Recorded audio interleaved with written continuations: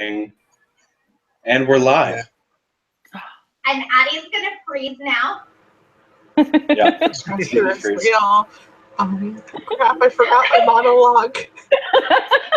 I'd like to welcome everyone to our first homebrew campaign together. So welcome, thank you. I just realized everyone was muted. I mean, not everyone. Josh Goldberg isn't. Now Goldberg is now muted and cool. Thank you everyone for joining us. This is a homebrew. We'll be playing 5th edition, and so we'll do a little bit of housekeeping before we begin. We will start with saying something stupid. We'll be going through, and I'm going to have each and every one of you actually introduce your character to the stream, so that when we're going back, we can listen and ice cream. Yes, we can listen and review our characters if need be, and have other people look back as well. So, do we have any volunteers for who would like to go first? Okay, we're gonna roll for it. I love Chelsea's face. I think the most of all the reactions. Chelsea's just like. Wait, okay, I'll go first. All right, Addie. I'm breaking my stage fright. I got this. Okay. Good job, BB. Introduce yourself and then introduce your character. Okay, I'm Addie. I'm better than everyone here. That's just a fact. The Addie rolled better than everyone else here. True. In life. True. In life. In life. Mm-hmm. My character is a forest gnome druid. His name is Nampoodle, but people call him Stumbleduck. He loves the woods. He loves nature. He has a little squirrel friend, a little butterfly friend, and a twig he talks to. Yeah. That wasn't so bad. Who's next? That wasn't so bad. Would anyone like to go next? All right, we're going to roll for it. I'll go next. Okay, go for it. I'm Jay. I'm literally God. Yes, that one. The one you're thinking of. My character's name is Mordai. He's a tiefling fighter. That's mostly all there is to him. What would you say some of Mordai's fears, wants, long-term goals, short-term goals are? Fears, obscurity, being forgotten, people not knowing how famous he is.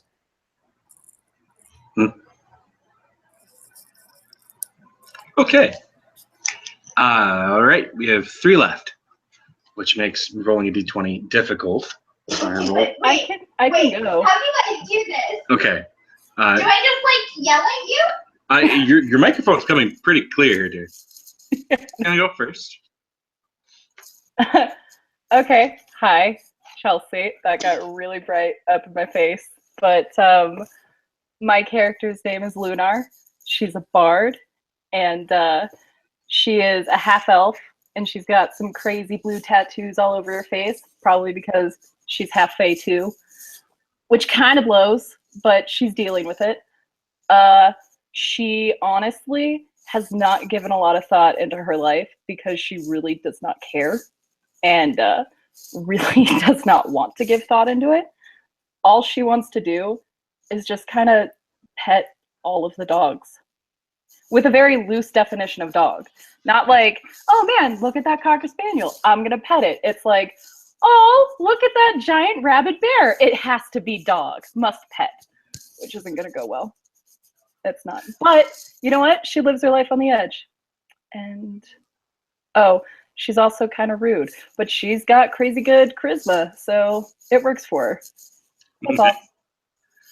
Great. Okay, we have 2 left out of the 2 of you. If there's no volunteers, I will roll for it. All right, dear. Go for it.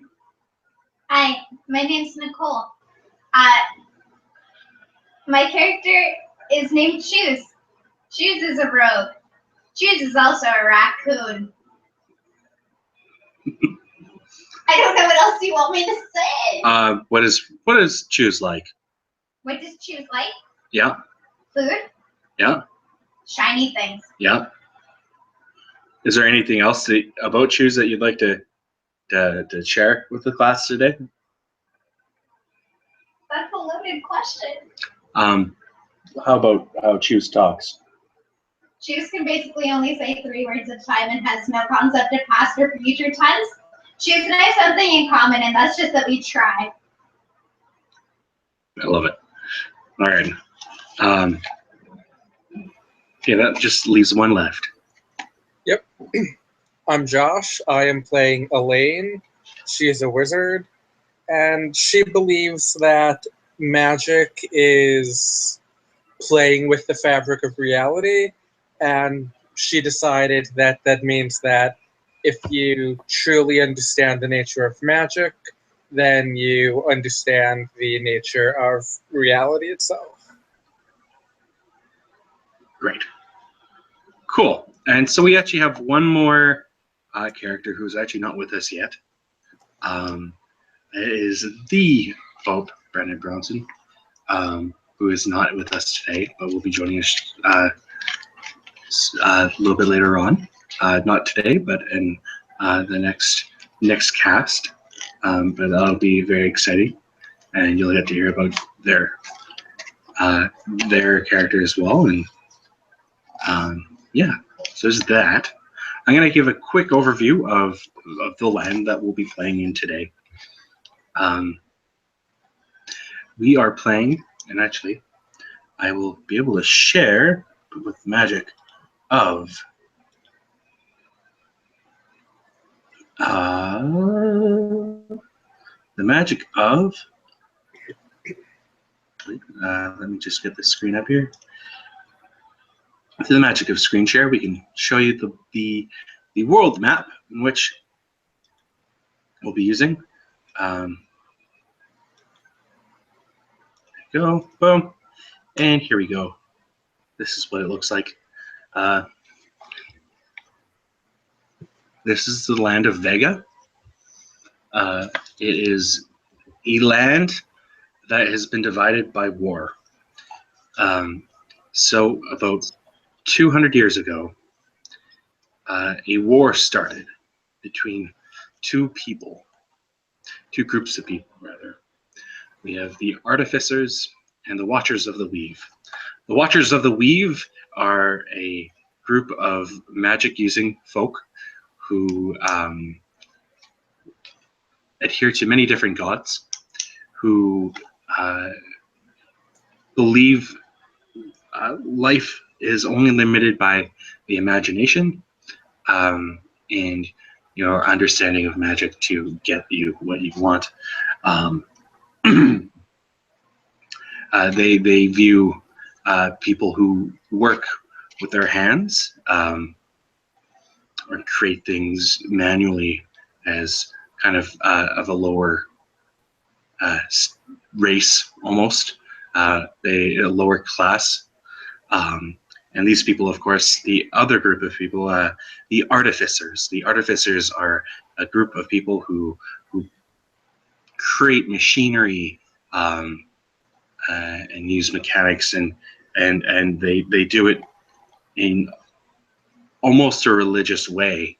They believe that by constantly trying to perfect designs, creations, making them more efficient, that they will get closer to perfection, and in doing so, they get closer to inner peace. So 100 years ago, or 200 years ago rather, a 100-year war began, which started off with simple spells and mechanical devices that would shoot at first junk at their opponents, and things escalated over 100 years.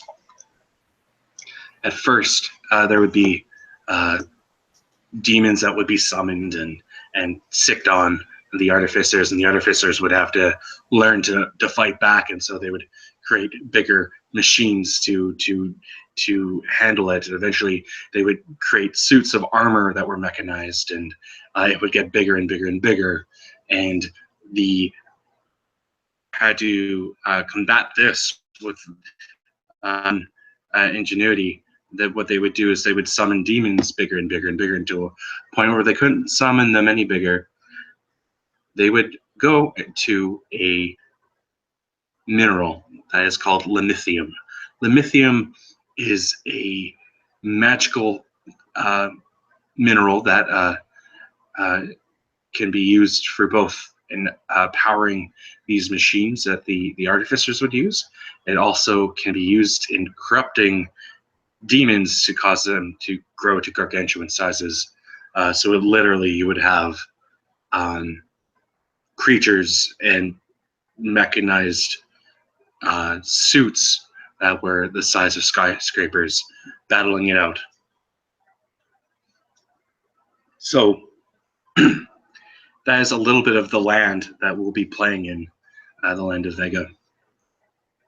We find our heroes on a ship on the east coast of Vega. They are traveling north from the town of Barry on their way to the city of Trerio. The Trerio city is known for being very neutral when it comes to the artificer or weaver persuasion. Nowadays, after a 100-year war, after everyone had kind of killed each other off, it got to a point where people left, realized they needed to work together in order to survive. And we'll get more into this story a little bit later on. One thing to note is many of the cities are divided heavily by who occupies them. Usually it's an artificer city or a weaver city. The unique thing about Trerio is they do away with all of the bigotry in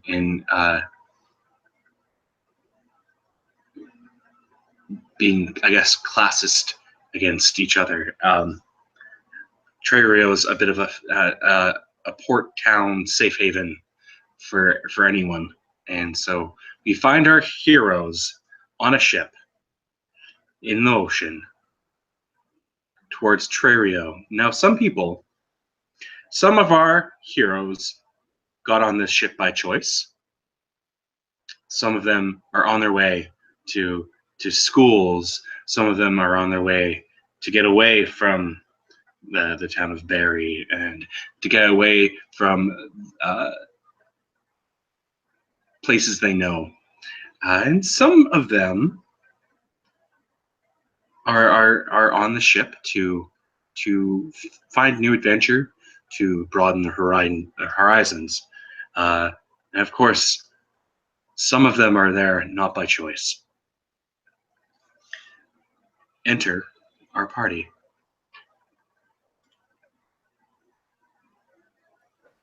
Okay. So I'm just gonna ask, am I the one that's not here by choice? Nope, you're here by choice. Cool. Okay. Nope. You're here by choice. So Lunar's here by choice. Elaine is here by choice. Elaine is paid the fare to get on the ship. Mordai even is here, somewhat by choice. Debatable. Debatable. It's perhaps it is the lesser of two evils, perhaps. Some choices were made that resulted in me being here. Exactly. A Stumbleduck is here. I don't know if they exactly want to be here. I will not presume that they want to be here. There are better places to be, but you know, But when you gotta get shit done. someone did not choose to be here. Gee. Someone did not choose to be on this ship. Someone didn't realize they were getting on a ship when they found some delicious fish on the boat. That sounds right. Little did they know they were being taken away from the town of Barry. So we find ourselves, most of us at least, in your cabins. You have each of you have cabins, little private rooms, which is rare for ships. And you have boarded a ship, intelligence of 18.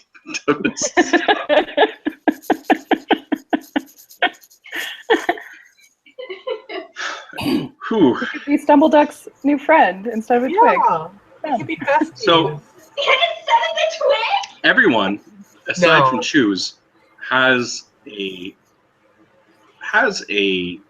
it's like almost like a cubicle that has a bed and a small chest that is empty and is available for all your material goods if you so choose. I fear for Choose. You all can talk, by the way. Don't worry. Although does the chat show up on stream? We were just asking that. That's unfortunate. That would be really hilarious. Up there somewhere, I said I was dead inside, and I don't know. Okay. So you guys are all just left to your own devices.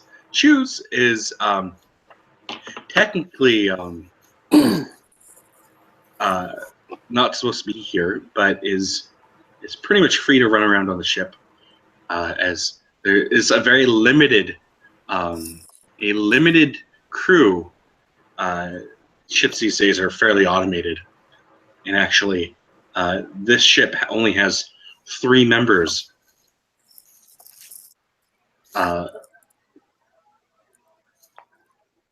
And each one of you got to meet them formally when getting on the ship, except for, of course, Choose.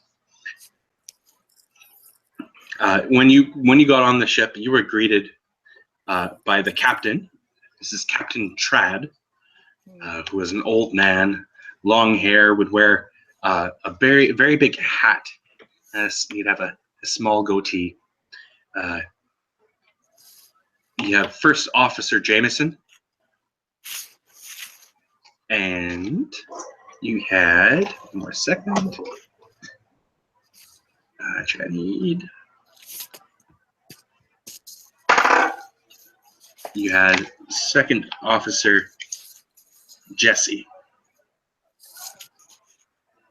Now, First Officer Jameson, she is a very stern individual. She seems fairly young, short brown hair, like somewhat of a pixie cut, is graying a bit.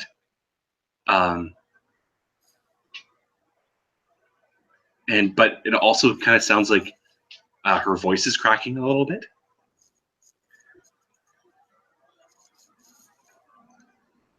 And then we have Officer Jesse, who is an older gentleman, wears very small glasses, a very quiet individual with black short hair. And these, the first and second officer are in uniform.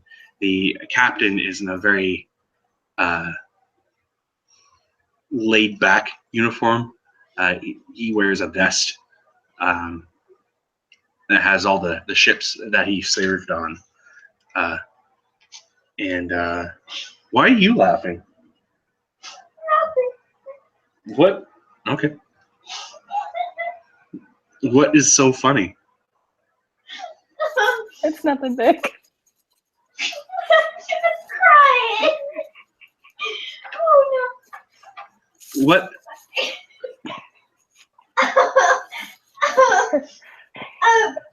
I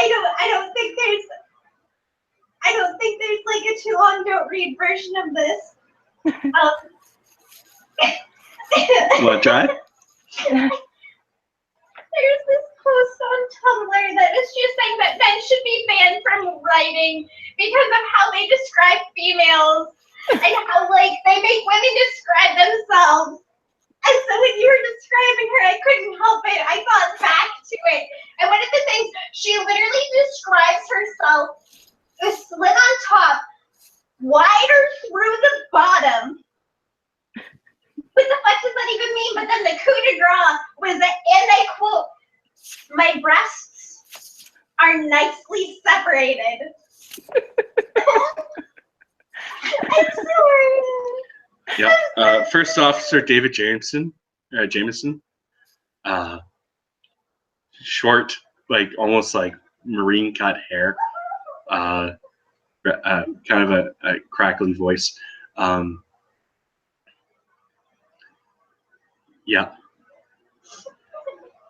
And you had met the captain, and there's you've heard that there's a guest on the boat that will be joining everyone on the trip to Trerio. There is also one other person you did. Yeah, there's one other person you did get to see briefly. It was a very old, looked to be like a half elf, kind of a hunched over, very proper looking, but just kind of down to earth. So I will leave you guys to do what you like for a couple of minutes here. Is there anything anyone would like to do? I want to go up to the actual like deck of the ship. I want to feel the wind through my hair. That's pretty much Okay. it. Yeah, absolutely. You can go ahead. It is a little cold. It's in the middle of the night right now. It's fine. Nothing that's cold. It's my dead heart. So we're fine. What's your passive? What's your passive? That's always a funny question, isn't it? What is your passive perception? My perception, it's 3. Okay. Would that be +3? Yeah, As plus in- 3. Yeah, it'd be plus. Yeah. Plus 3. Yeah, sorry. In my head, it was It's just Google like, plus 3. That's what it is. yeah. Ellie. Okay. Cool. Yeah, you can totally go do that. Anyone else? Would anyone else like to do anything? Elaine, would you care to go anywhere or do anything? Right now, I think that Elaine is going to stay in her room, Okay. and she hasn't seen her familiar in a while, so she's going to cast Find Familiar. Okay. This takes an hour to do, so... Okay. Now, with doing that, are you able to be distracted at all, or does it have to be a concentrated thing? I think the way it works is she would be doing the ritual. In this case, she's going to be doing it for an hour and 10 minutes. I would say if she doesn't finish it, then it just won't happen. Like, I would say it counts as casting the spell when you finish doing it. So if she doesn't get it in the hour and 10 minutes, then she just wasted her time hanging out. Yeah, absolutely. Okay. Totally cool. Anyone else? Question: if I'm casually playing, like, I think I have an ocarina on me, would that be bothering anyone? You don't really know. Okay. You don't. Then I'm gonna play roll a it. perception check. Okay. Roll a perception check. I got 11. So wait, Okay, you don't really 14. see anyone. Sorry. 14. Mhm. Right. So you don't really see anyone around per se. You might have seen what looked to be like a cat or something What? Okay. running around on the deck. Judging by my character, since very loose standards on dogs, would I think dog? No. Damn it. Okay, fine. I'll just play the ocarina. Okay, cool. Or Die, would you care to do anything? I would like to go above decks. Well, first, do I have any idea what time of night is it? You would say it's about 6 o'clock. Okay, yeah, I totally want to go topside. Okay. What do you choose to do while you're up there? When you get up topside, you kind of hear the faintest noise of music. And you also feel the cool air breeze is a little chilly, but it's nice and refreshing almost. And you hear a little bit of pitter-pattering. I'm not sure if that's like the rain or water just brushing up against the ship. Well, I first look around for the source of the music. Do a perception check. Mother. Jesus shit. I cut my own eyes out of my head. 3. Okay, so you're not exactly sure, but you think it actually might be coming from out in the water. Oh, God. You've heard stories of ancient beings that sing songs that are just so beautiful. And the music is echoing all over the place, mainly because the ship is made of metal, and so you're pretty sure it's out there. Actually, I need Lunar. I need you to make a performance check. Okay, give me 1 second. So it's +7 to your roll.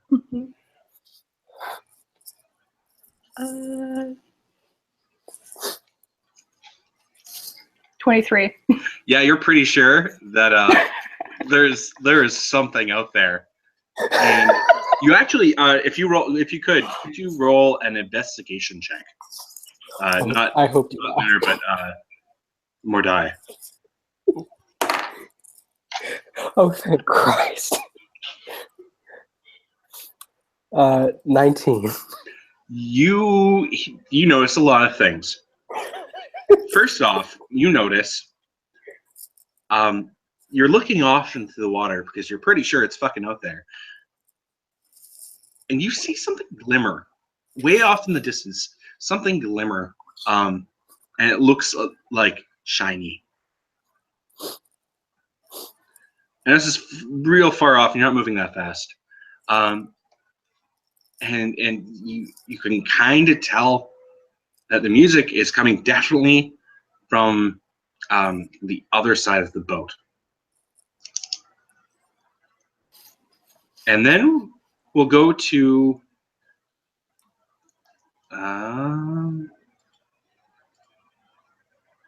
Stumbleduck. Would you like to do anything?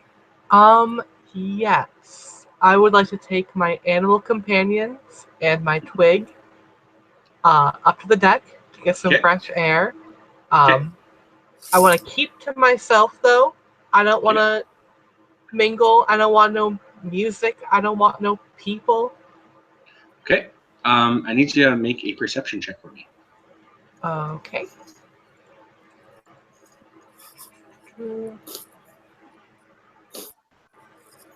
Oh, there it is. I got a 12. Okay. So when you get up onto the deck, you feel a bit of cold breeze. Cold, and it's weird because like when you got on the ship, you didn't exactly expect it to be that cold, but it's a cold breeze. You hear music coming from one side of the ship. That's definitely on the ship. Definitely on the ship. Yeah, the wind is blowing just a little bit. It's pretty dark out, but you can kind of still see the water. You can kind of see shore off in the distance. And yeah, choose. Okay, so it is my understanding, based on context clues, that the boat is no longer at the deck. It is in fact moving. Yeah. Choose has never experienced anything like this before. Yeah. Choose is fucking terrified. So what's Choose doing? So it's already established it's gone. Like, how far gone is it? You're about 1/3 of the way. Okay, so Choose has hit the deck. And I mean, it's just like smushed out, flat as can be, on the ground, just trying, like, not to be able to move. Okay. And is quietly going, ah, to themselves. Okay. Would you like to do anything else?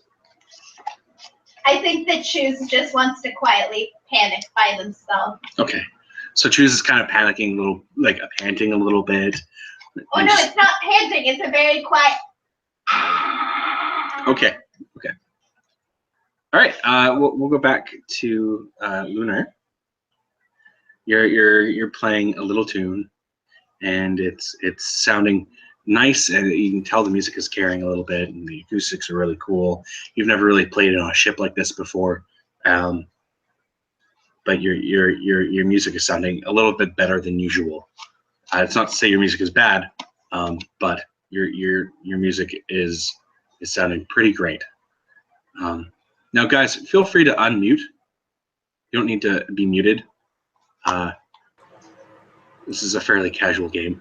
Okay, I didn't want to interrupt anyone because I did Nope. that. I was trying to not laugh loudly into everyone's Also ears every 5 appreciated. seconds. Yeah. So Yeah, you're playing. You notice there's more people on the deck, and it's at this point oh good. an old man walks up to you. Oh boy, that's my favorite event. Yes. It's actually the old man you saw earlier. He looks like the very elderly half-elf. He is old, gray hair, balding, kind of hunched over a little bit.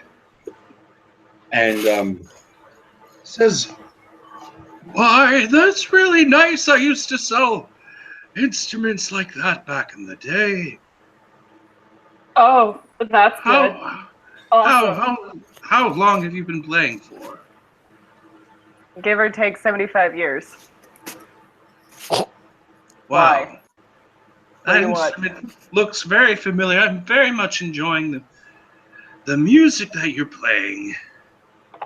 I haven't heard music like that in a very long time. What, like 300 years? 200? You're old. That's what I'm saying. That was the joke. I'm often reminded how old I am. That's fine. I'm 80. High five. How close? There we go. And Just so bring it right in. he goes for the high five because he gets it, but he's struggling. He's struggling to high five you. Can I grab his hand and forcibly high five my hand? Yeah, absolutely. He goes, "I didn't need help high fiving back in my day, but my day is far past. I'm not as young and able to high five as I used to." Would you maybe be in the market for a very well-written dirge? Possibly. Believe it or not, unfortunately, I might be. I am dying. Oh, I don't have. shit. Okay. I don't have much time to live, and this is kind of a trip to finish up my affairs. You see, I have 2 sons in Trario. I feel like I've met you before. Have we met before? Maybe. Maybe. You seem I don't familiar. have quite the memory I used to. I can tell. I can tell. I used to sell instruments like that. A dirge would be nice. I don't know if I have much longer. Okay, well, And so you realize at this point, this man, who I believe you remember his name is Gary. Yep. Because you think you may have spoken with him before. Yep, I do recall Gary. You've spoken with Gary before. Gary is a little senile. I couldn't pick up on that. And is very prone to getting some things. More die. Or do you have anything else you'd like to do now that this old man's kind of just sitting there, kind of looking off in the distance? Okay, so part of me wants to see how much he'll pay for a dirge, because I mean, I get that he's senile, but he's also going to die soon, and I like money. Okay. How would you approach that? So you were just saying that you were gonna die and it's terminal, and I'm so sorry, and I understand that you have 2 sons, and what better way to depart this wonderful world and than with a lovely, beautiful funeral ballad. And I can do that for you. I'm good at that. That's all I do. It's just 20 gold per line. Per line? Per line. I've done a lot in my life. Uh-huh. I've seen people come and go out of power. I have seen the war and all it's done to this land of Vega and to my family. My sons don't like me. They don't talk to me anymore. I don't blame them, sir. I don't blame them. Yes, well, I really think I might take you up on that. I don't have lots of money. I lost my shop, and I would certainly like a dirge for my sons to hear when I pass, because it's likely that this is a one-way trip for me. Honestly, you might die on the boat. You're hardly holding it together. So I think we should get this worked out ASAP. I'm gonna have you roll a persuasion check. Okay. She's gonna give this poor old man a heart attack. I feel it. Okay, but I'm just like, what the fuck happens if she bombs this by some miracle? Oh God. Okay. I got a 25. You just beat it.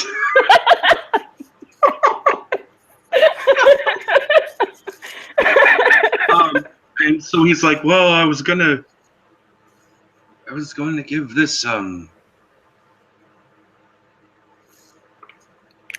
was going to give this money to my sons, but they hate you. Why give them money? Don't say that. Well, you said it.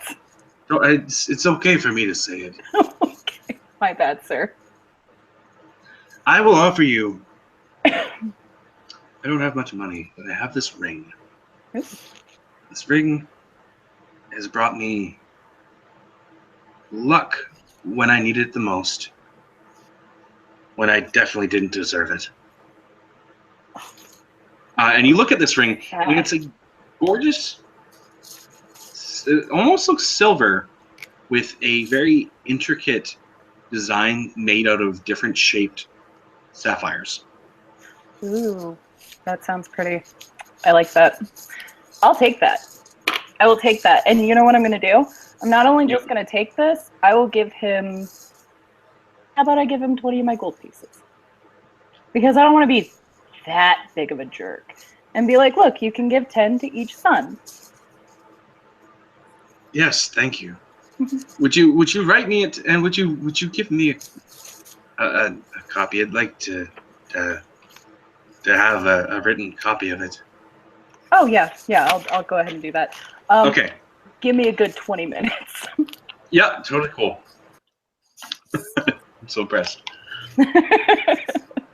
All right, Mordai, would you choose to do anything? Yeah, get ready to be disappointed after all that impressing. I'm assuming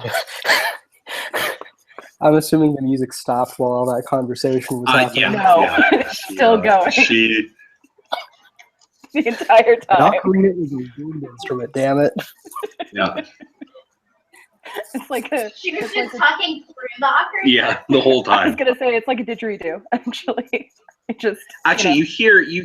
Actually, I'm gonna make you do another perception because you haven't quite found Lunar yet. Oh, thank Christ. 14. Okay, so you actually hear not the same music you heard before, but like lots of it almost sounds like stops and starts, like as if the music was about to start and then stop, and then you hear the same part again. And this is actually Lunar trying to write a dirge. So you're like, does this sound like this? So that's what you're hearing right now, and it's coming from the most like the back end of the ship.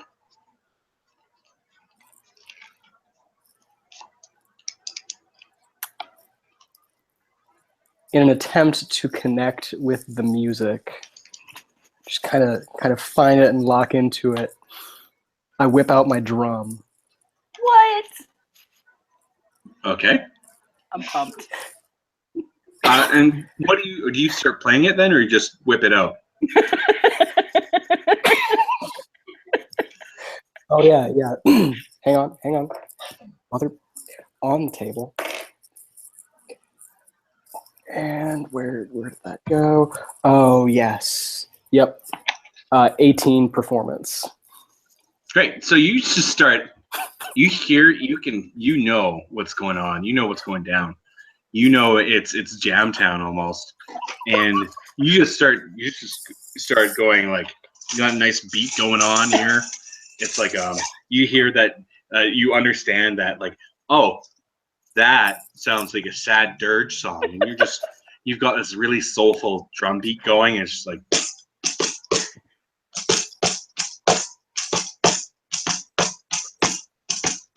Yeah, and you're just really feeling it, and your drum is just resonating so well against all the metal piping, and so pretty much everyone can hear the sound of the drum, and it's funny because at this moment it feels like everyone was like had a second chat going, and they're like, "We're gonna start a band." That's actually the entire campaign goal. Is we're starting a band. We're going on tour. We have this now. I want off this boat. I've seen myself in a lot of Wait, you don't want Like to dives into the water. Addie, all you've done was try to convince me to make characters to be part of a band with you. Dumbledore doesn't approve of this. I think this is hilarious. Anyway, so you just start your chest is out and you're just banging the drum, and you start walking towards Lunar, who's you actually see Lunar. You see Lunar and this old man standing in front of Lunar, kind of just looking off in the distance. Kind of got like the posture of Mr. Burns. And this is what you see. So you're playing your drum. Is there anything else you'd like to do? Like sigh really loudly as I'm playing, because thank God that music was coming from somewhere on the boat. Okay. I'm not that great a swimmer. I didn't know what the fuck I was gonna do. One roll into the campaign and you're dead in the water. Literally dead in the water. Okay. So I believe it's Elaine's turn next. I mean, are you just still? Do you want to just like focus on casting this? Yeah, so I would say what is happening right now for the last few minutes. So she's like starting a ritual to do this, and she's getting ingredients into a brazier to light some coal and summon a familiar. And while she's starting this ritual, like all of a sudden, as she's like doing it, trying to get like the magical energies together, she starts to hear just music coming from outside, and she starts kind of swaying with it a little bit as she's doing It's a bit her of a stuff. sad dirge, and it's I wouldn't necessarily say it's happy music at all, but it's Right, certainly yeah. Swaying music, especially because you're on a boat. Does Elaine have yeah. a lighter? Is she what? Does Elaine have a lighter? Yeah, is Elaine gonna throw it up? You know.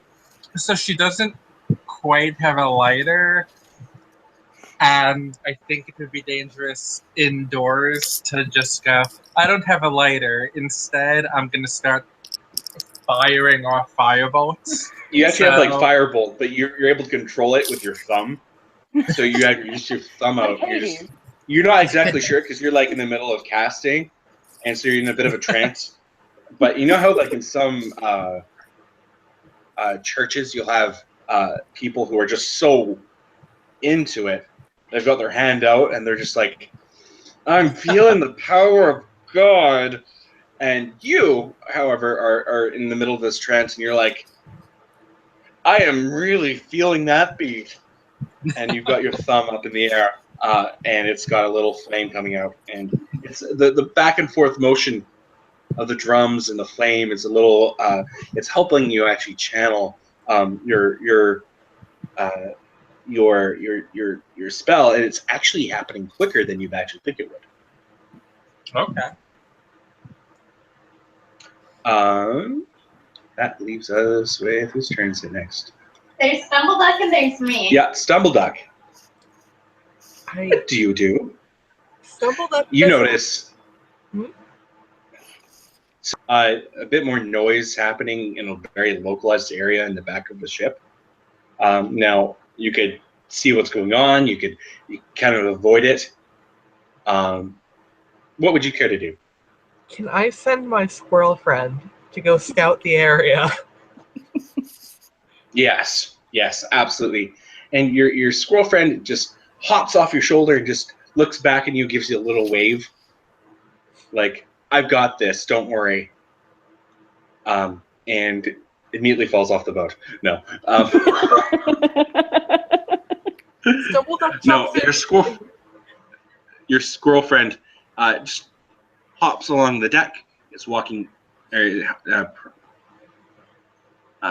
guess what the word I'd be looking for is just it scurries across the deck and sees what the happening.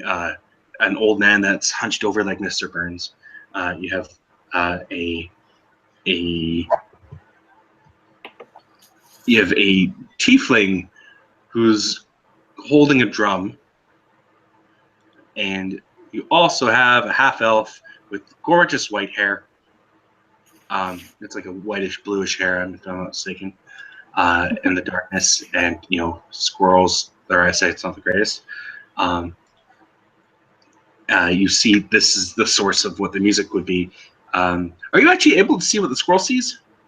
I think we just communicate. Okay, so the squirrel's kind of just like looking at you and giving you nods, and you kind of get the gist of, oh, there's people over here, and they're kind of playing music. It's a really bad jam. Oh, yeah. I'm just picturing the squirrel like looking at him and then like pantomiming someone drunk. Yeah, Just doing the same thing. It's like charades. I love it. that's exactly what happened. For the record, if you ever kill my animal, I'm instantly getting Stopping Bird. That's I'm not sweet, gonna man. kill your not yet, at least. No, we don't really have HP and all that kind of stuff worked out for your animals, so I'm not sure how. We'll just have to come up with like really silly and funny ways on how they survive certain situations, if it makes sense for them to, like, if in the event that it's like, well, how the hell could you actually survive that? And it'd be like, the squirrel from Ice Age. That is exactly who my squirrel is. Exactly. All right. The twig has an AC of 100. Yeah, Twiggy, you use it as a crowbar. It's just like, all right, and we're back to choose. So you hear more music, and you're scared shitless, and you're kind of just like, what? What? No. Why? But Choose, in their extremely anxious state, is taking comfort in this music. And another thing that brings Choose comfort is playing the tuba. So Choose whips out their tuba. Fuck knows from where. But they whip out their tuba. And they start to play a sweet-ass tuba melody. I'm gonna guess that you want me to make a performance check. Yeah, you're gonna make a performance check there. Alright, hang on. That's a 7. Okay, so you're a little nervous, being that you're on, you're in the water and you're like, a little nervous. So you whip out your trombone, and it's been a little while. And No, it's a tuba. Tuba, you're right. Sorry. It's been a little while. And oh my gosh, it's the group chat. Okay. You go to blow into it, and it's like, blah. And you're about to go play, and you hear the horn from the ship, and it completely overpowers you in every single way, so no one actually hears you play it. That's sad, man. I was gonna say, because that kind of fits the tune of it. It's sad, it's dismal, it's not great. That's pretty dirgy. Yeah. Mm-hmm.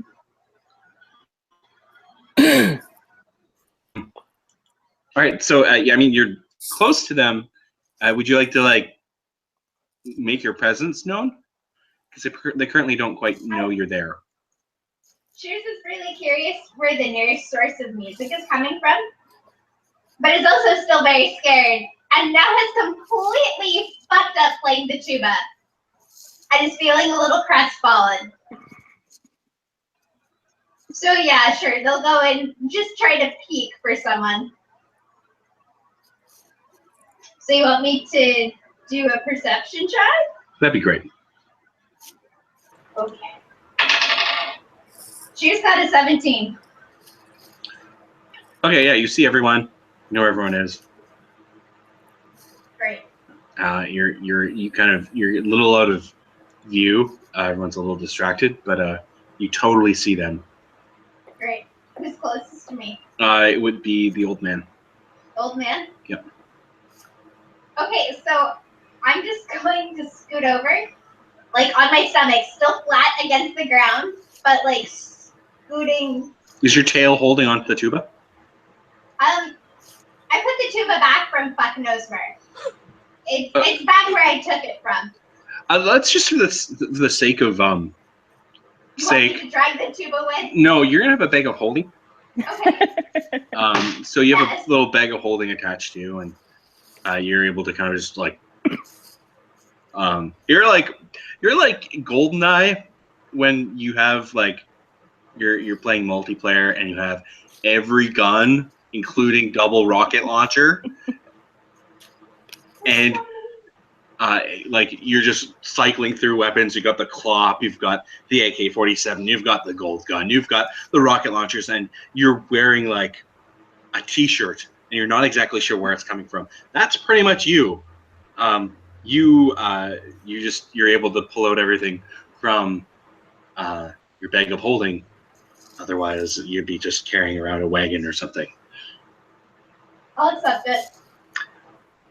So you're just kind of slowly like crawling your way over to the group of people. Yeah. Okay. All right. That's I have a written out dirge. If you guys would like to hear it. okay. Let's hear it. I'm just gonna read it off because it's better as spoken word. Spoken word. The spoken word dirge. Old man on the boat. Old as a goat. He's a pretty rad dude. His kids are mad rude. But hey, it's okay. We all will die anyway. And then kick-ass ocarina solo. Oh, and then I made a haiku, which is, old man on the boat. I hope that he doesn't choke. Refrigerator. And the refrigerator hasn't existed yet, so That's fine. It's just a made-up word then. it's I'll like take very that. like new age, not new age, kind of avant-garde. That's actually the vocal component to many ice spells. Yeah, You have to say refrigerator before you do an ice spell. yeah, and you know what? Gary is just like, well, I don't know what I expected, but thank you kindly, Me You too, know what? Gary. I did young it. one. Thank you I did it kindly, for young you. one, for your musical efforts. I think you mean prowess, but it's fine. You're old. You make mistakes. Efforts. Yeah, here's a copy for you. Just hold on, wait. And so he There you actually go. takes the paper and he puts it in his chest pocket. Aw, what a And then he kind of just starts looking off into the distance. So it's at this point, two things happen. Elaine, your familiar shows up Awesome. super quick, and you're like, what the hell was that? Something was up, and for whatever reason, an hour didn't happen. It was about 10 minutes at most, and for whatever reason, it showed up. You don't have any explanation for it. Okay. You think it might be the music, but you've heard music before. You're not quite sure. So it's at this moment. I need some water.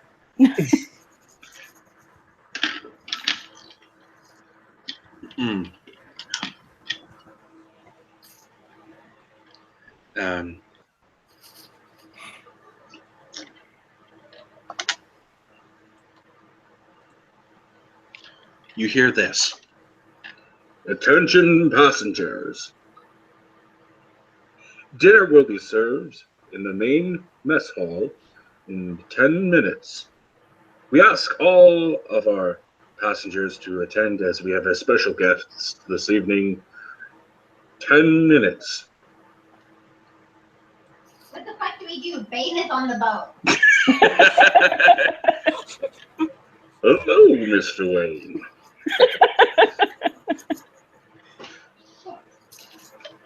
So I'm assuming we're all. I mean, I'm gonna head towards where I should be going for that special guest. I want to see if he may perhaps need a bard in his future, because I'm assuming a special guest on a boat might have money, and They very well may. Yep. Not my character, but I still think this is going to turn out to be like a murder mystery boat. So like, I'm scared. Wouldn't be surprised. So, Elaine, this spell completes before she's even finished with what she expects. All of a sudden, a bat forms in the flames of the brazier and just flies out of it.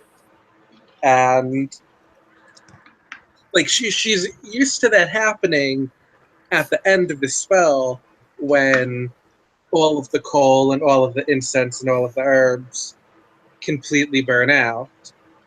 But she's not used to that happening the first 10 minutes, the first 5 minutes after she lights the fire. So she's pretty surprised, but she's created this bat before. A bat and an owl are her go-to forms for her familiar. So she's used to this happening, but not from fire. It's from ashes usually. So she's pretty surprised. And you notice like it's a little bit warmer than usual. Yeah. Yeah. And she caught the end of the message that they were being told, but all she noticed, because she was so intent on her bath, is 10 minutes. And she has no fucking clue what's happening in 10 minutes. Okay. So she's like, well, shit, something's happening in 10 minutes. I better go outside and see what it is. So... So you go to the mess hall? Yeah. Well, first, she tucks the bat into her cloak, and it's just hanging upside down on the inside of her cloak. That's cute. And she just walks like outside of her room and just looks around to see, hopefully other people are going somewhere, because I have no idea what's happening. So first she's gonna see if she sees anyone. So do a perception check. Okay. Would this be passive perception or... No. Just roll for it. Okay.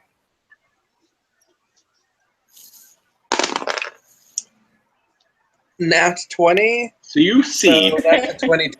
So you see right in front of you a fucking map. Like dead set in front of you. A map that's about 10 feet by 10 feet. That just accurately displays the whole fucking ship. And you have, it's like a cross section. So it says you are here, and you have to go up a flight of stairs, go to the deck, you go down a flight of stairs to go to the mess hall, and from down below there's the engine room, and beside that is a storage area in the hull. The hull. And yeah, so you kind of know where everything is now. Okay.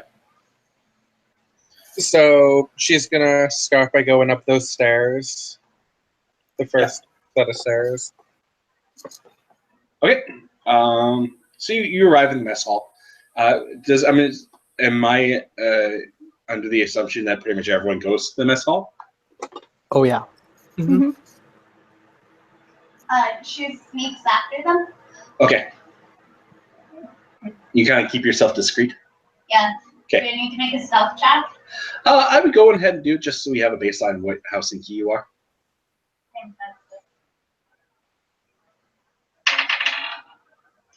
Got a 12. Okay, cool. So I noticed the raccoon. Yeah, you notice the raccoon. You're kind of like weirded out. You're like, why does it have clothes?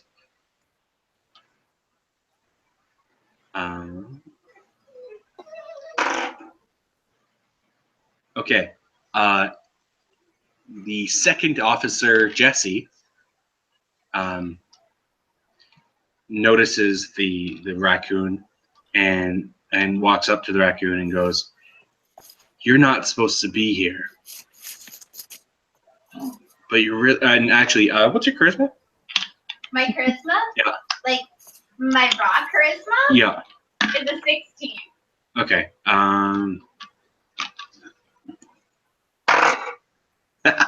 He goes, "You're not supposed to be here, but you're really cute. Just here, buddy."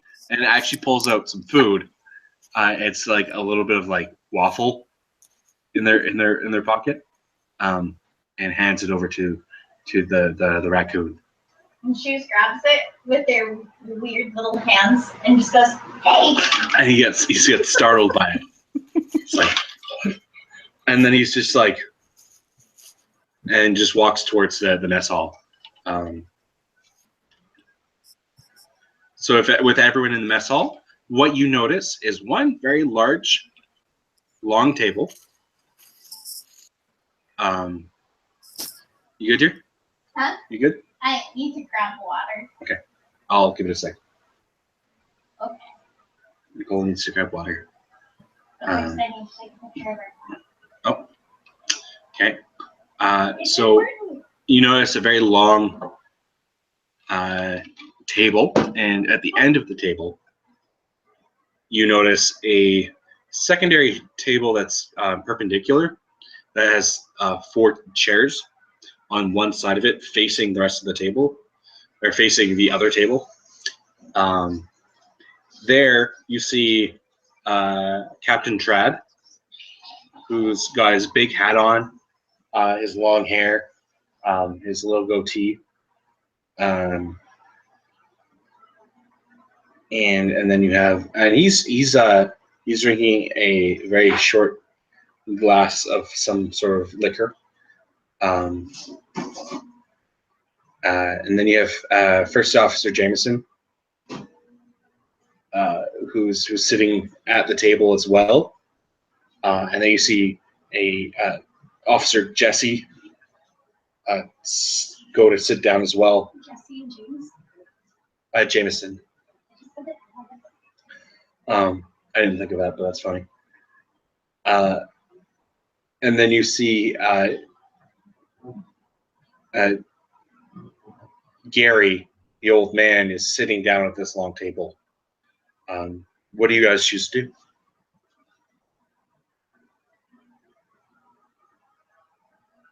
Everyone is muted. I'm gonna go try to find a seat. I would preferably like to have a seat for my companions. It's a very long table. So yes, I would like to find a nice little area for my squirrel, my butterfly. It's like bench That's seats. my twig. That, that's nice. Yeah. Work with that. And they're fastened down, so they're not like moving out and all that. There's enough room for you to get in, and they're fastened down, being that it's a ship. And sometimes when ships get rocky, they move around and stuff like that. So that's fastened down.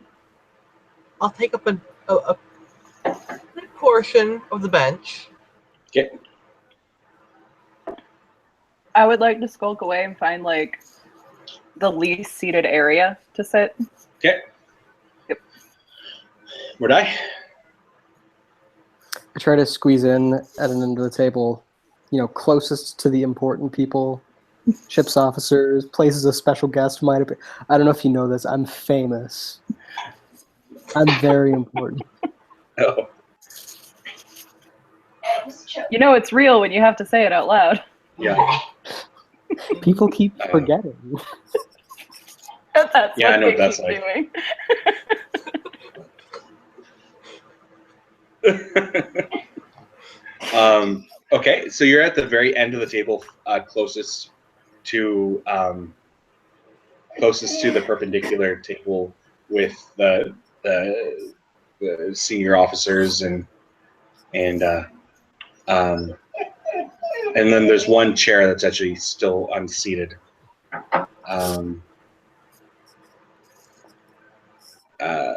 Elaine, what do you do? Elaine was also planning on sitting at the table pretty much as close to the captain and people that she could.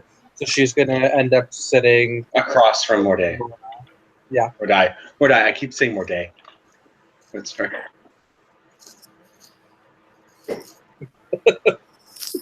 All right, so you're across from Morday. Choose. What do you choose to do? It's under the table. Okay. it's at this point everyone sits down, and it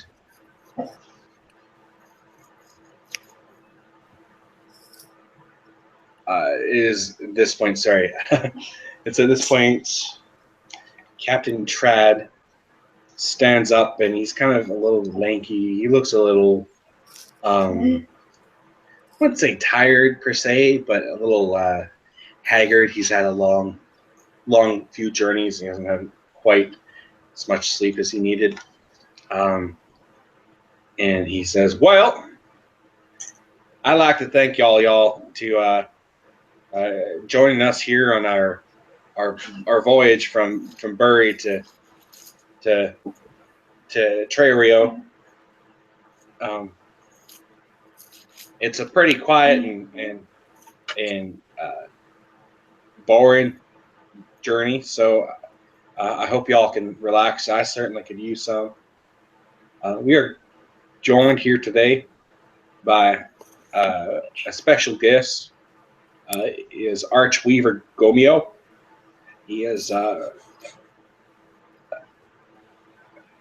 very revered weaver. My accent just changed.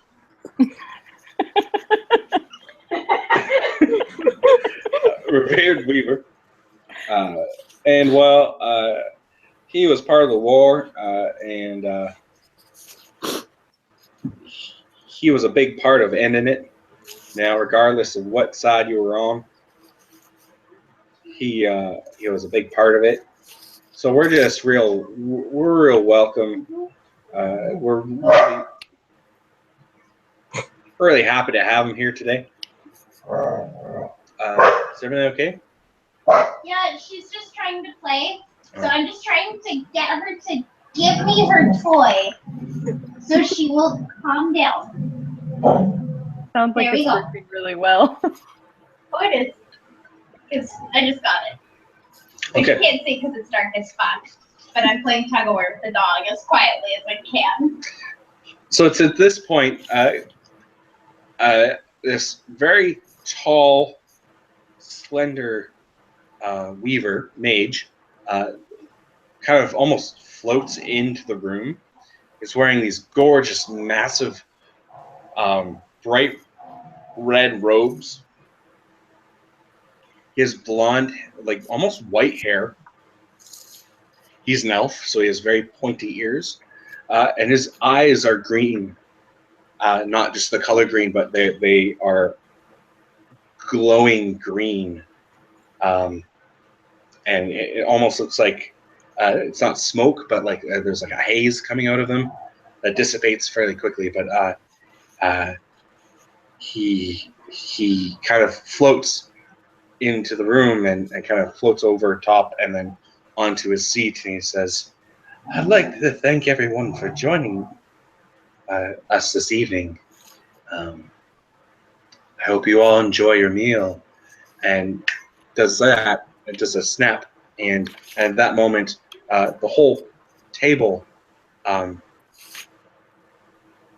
just erupts with food. There's essentially a feast on the table, and there's lots of sides. There's different types of fish, and roasted bird, and there's ale, and there's nice fresh bread, and all this amazing looking food. And he goes, dig in.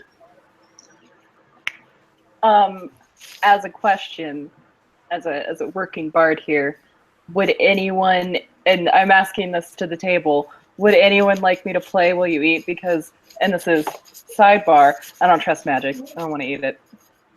I can use magic. I don't trust magic.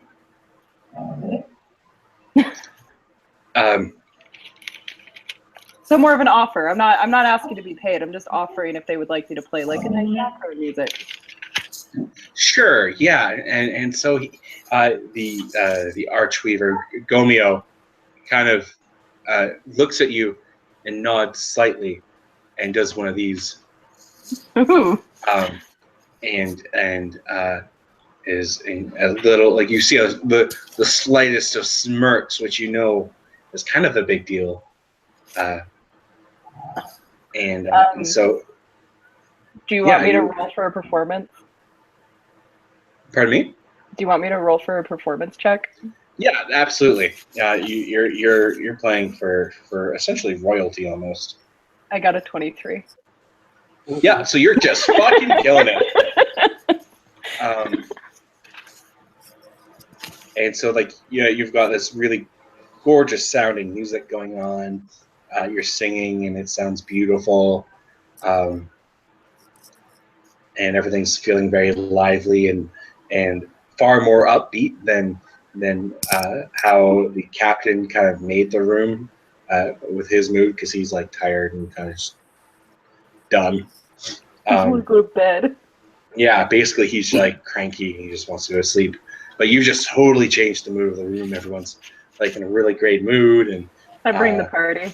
I get it. You bring the party, and you brought it hard. And so, yeah, everyone's having a good time.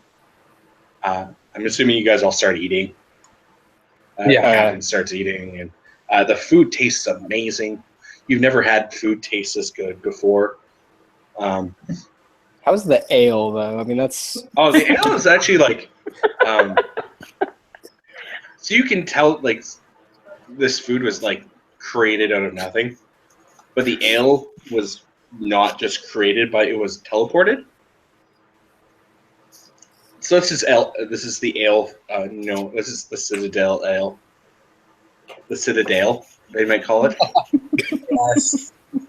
So and it's top notch. Yeah, you notice that it's like it's the shit.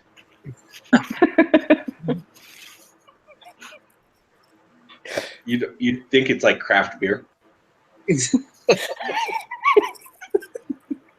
They brought out the fancy stuff for this.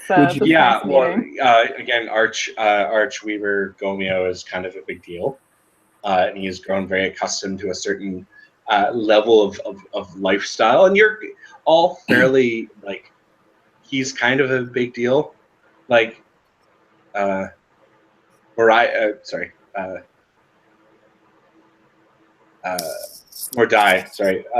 is like quasi not really famous, but everyone knows Gomeo and how 100 and so years ago Gomeo had a pretty big influence on the war and was a big part of like the war effort, but also once the war ended was pretty cool.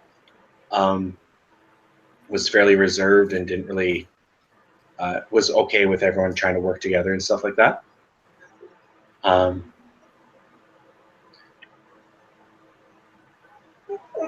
And I have just a small question about Gomeo. Does he get mad about people reciting Shakespeare with his name? No. You can go ahead and do that. I want to add that into my periodic, I guess, ocarina playing. I would like to recite, Gomeo, oh Gomeo, wherefore art thou, Gomeo? And he's actually a pretty good sport about it, and he actually says, I'm right here. I want to point and then finger gun. Oh no, you can't do that. Oh, that's a really like no thing to do. Fine. Can I do it to the? I'm fine. I'm gonna do it to the whole room. It's actual guns. You're welcome. Everyone's dead. Celebration done. I was right.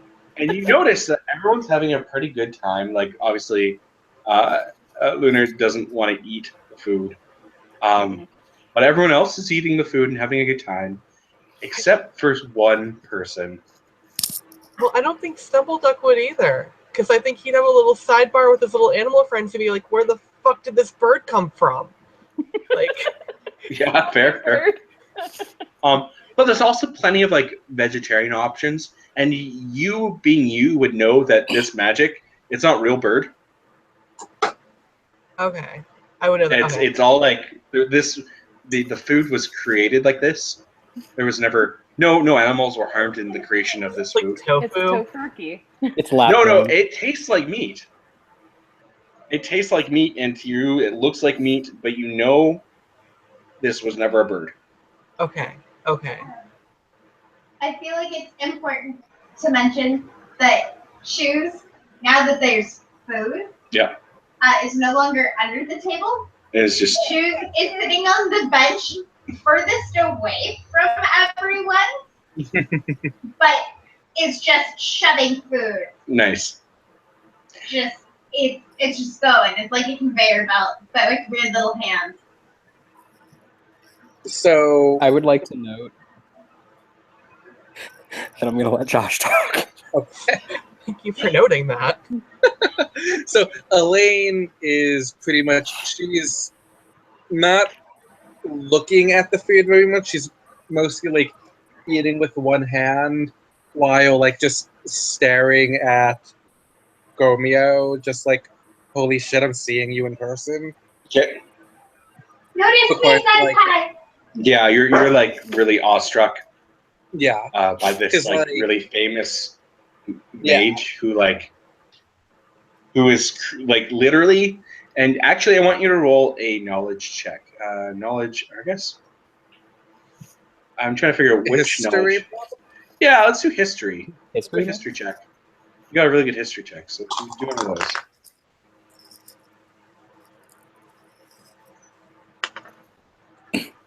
Plus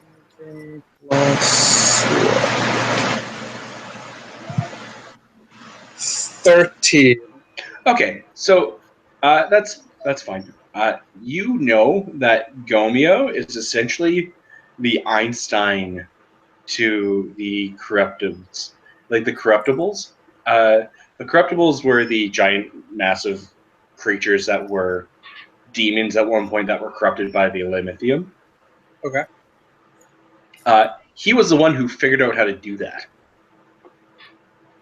Okay. And I'm assuming, do I know that he's a wizard, or is he a Yeah, he's a very well-known mage. Right, but do I know what type of mage it is? Does he use spell books? Is it innate? It'd be innate. And the thing is, it's like he multi-classed. Okay. Like homie, like if there's a magic, you can assume that he probably knows it. Okay. He's been alive for several hundred years. Like he was around when the war started. Mhm. And yeah, like you know that he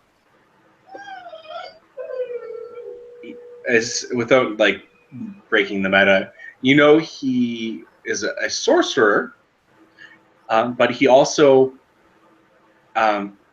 went and like learned how to wizard essentially. Gotcha. Okay. And so he's done that. You know, he's essentially he's one of the few people who wrote the book on sorcery, and as well as a couple on wizarding. Okay. Yeah. He's the big deal. And so you see everyone kind of like doing their thing, except for one person, and that person is Gary. He's just looking at his food, and he's not eating. He just looks. He looks sad and hurt and angry, and he says, "I will not eat food from you. I will not drink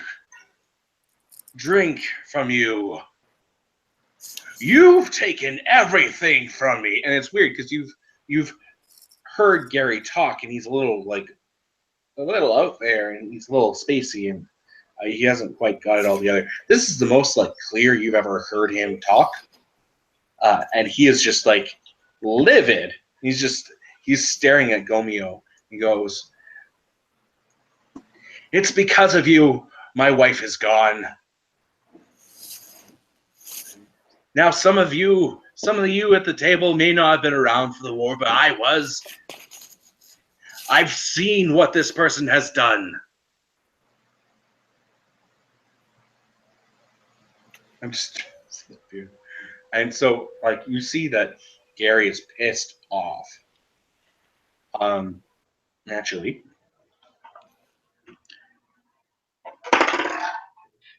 Okay, so he actually picks up some food.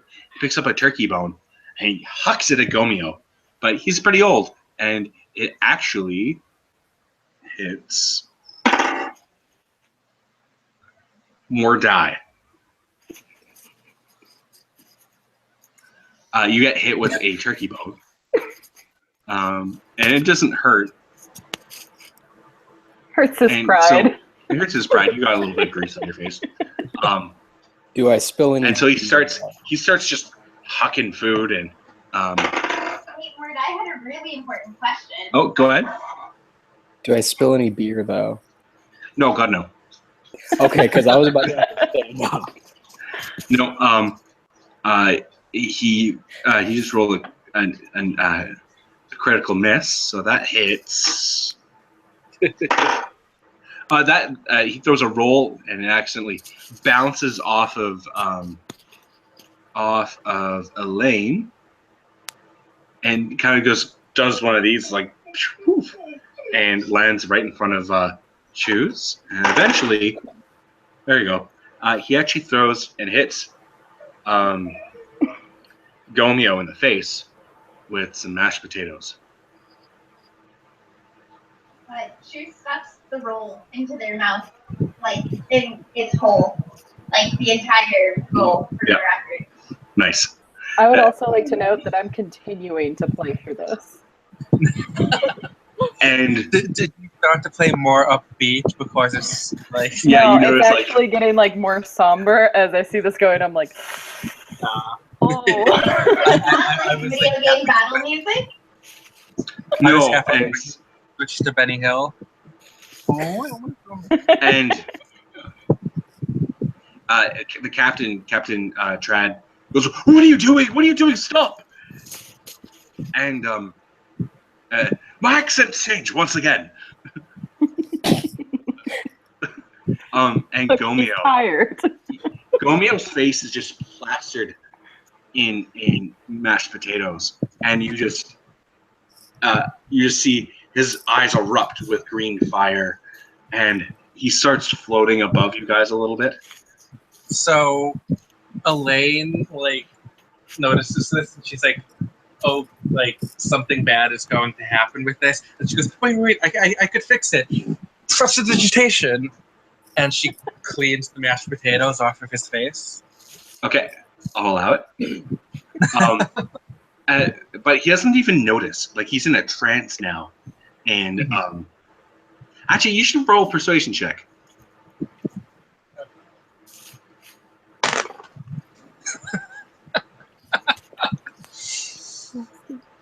Okay, that would be a 5. Yeah, okay. So, and so this is actually gonna suck. But he says, "Silence, fool." She fucking stops talking altogether. And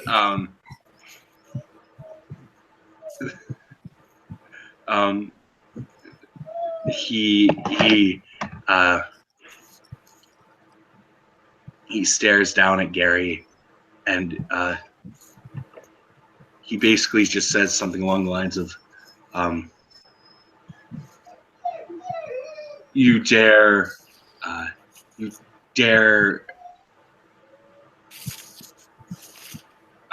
show such disrespect after I've given you food. It doesn't even seem like the fact that Gary's wife is gone because of him has really registered with him, and nor does it really seem like he cares. And then it's at this point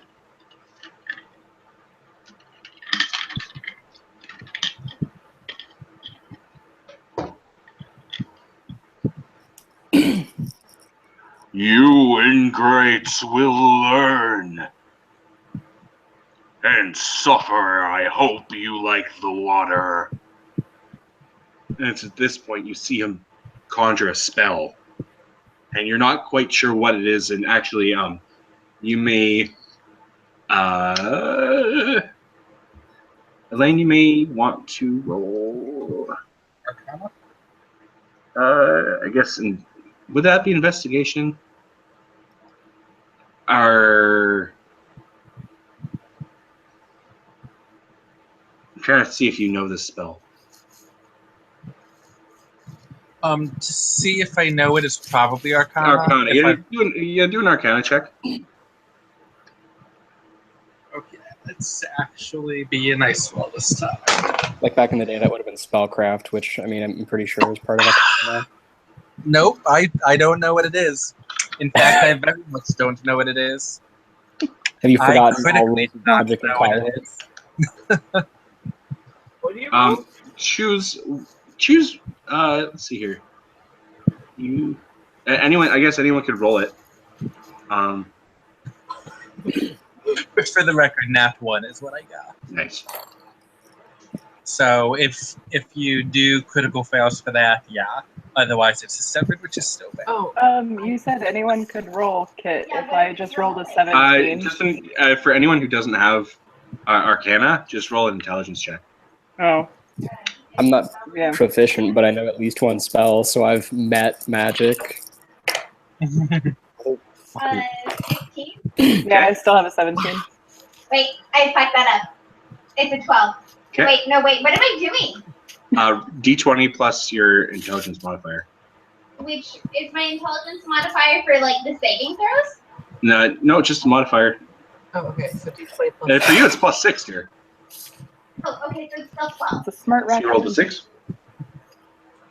Yeah. I rolled a. Wait, what's my intelligence modifier? Your intelligence is like +5, isn't it? Oh, mine's +3, so I rolled a 20. Okay, so you know what happened, and you're a little scared. I'm actually just trying to see if I can find the specific spell. I came out of the woods for this bullshit. You stumbled. Yeah, out of you're the like. Actually, let's just see if I can find it. Elaine is just so terrified by someone with such magical prowess telling her to shut the fuck up. Stumbles She outside, gathers his has companions. no idea what magic is. Going by Nicole's idea, I'm gonna start playing battle music like from Final Fantasy VII, like boss battle. Yeah, I joined Lunar and just doing this. add a sick. Yeah, you're battle. all doing like.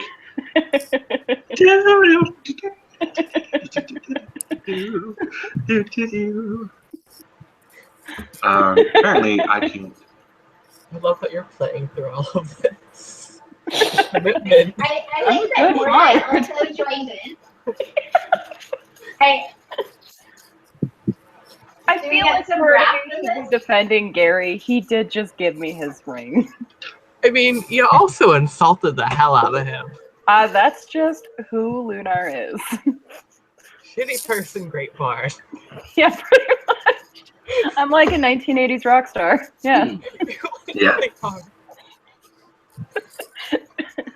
So I'm just trying to get the spell list up here.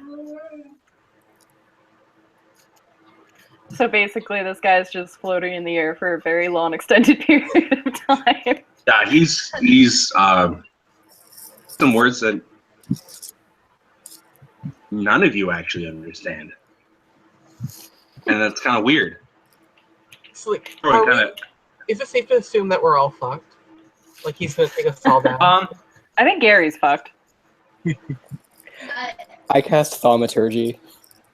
Because if we are, I'm gonna throw Hold on, food at him. choose Just fuck it.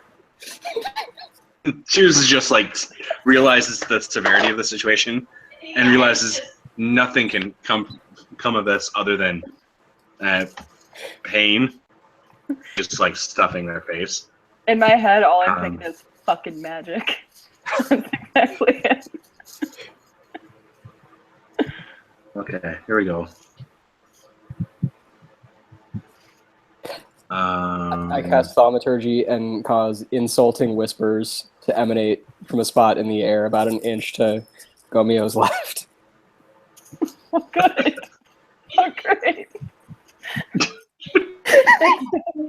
Oh my god! Fury was right. He is gonna die.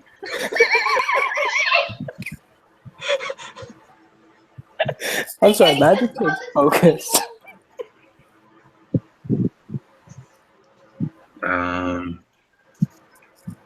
Druid to have this. Oh, what's that spell? That looks like it. This terrifying mage says to himself. What am I doing? And they're chanting, he's like, ooh. No. Ooh. Like, well, I'm already flying and glowing. I gotta back this up somehow. He just like, it's like one of those party streamers, like, bing.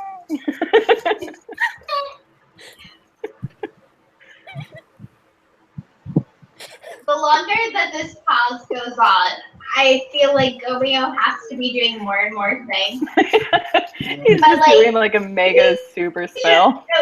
He's just like shimmying while floating. He just kind of like. I just want to double check to see if the storm is the spell is correct.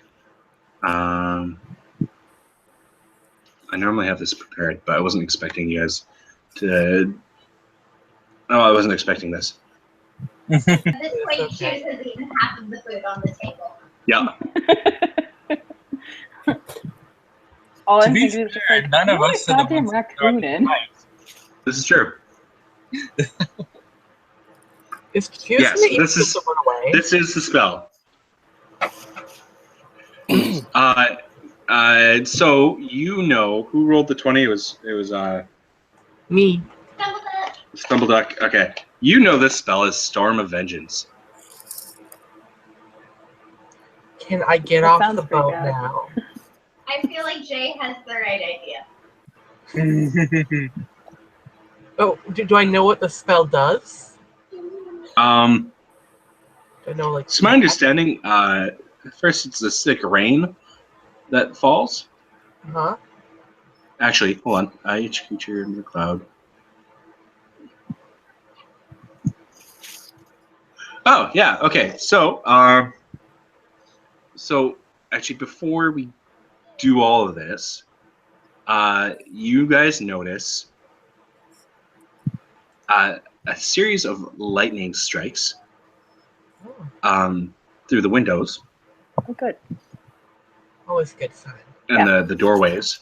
Thunderous booms and strong winds. You start hearing them. And so, before I go any further, what did you cast? There. Me? Yeah. Oh, I cast Thaumaturgy. I caused insulting whispers to emanate from the air to the left of Gomio's head. In order to distract. Yeah.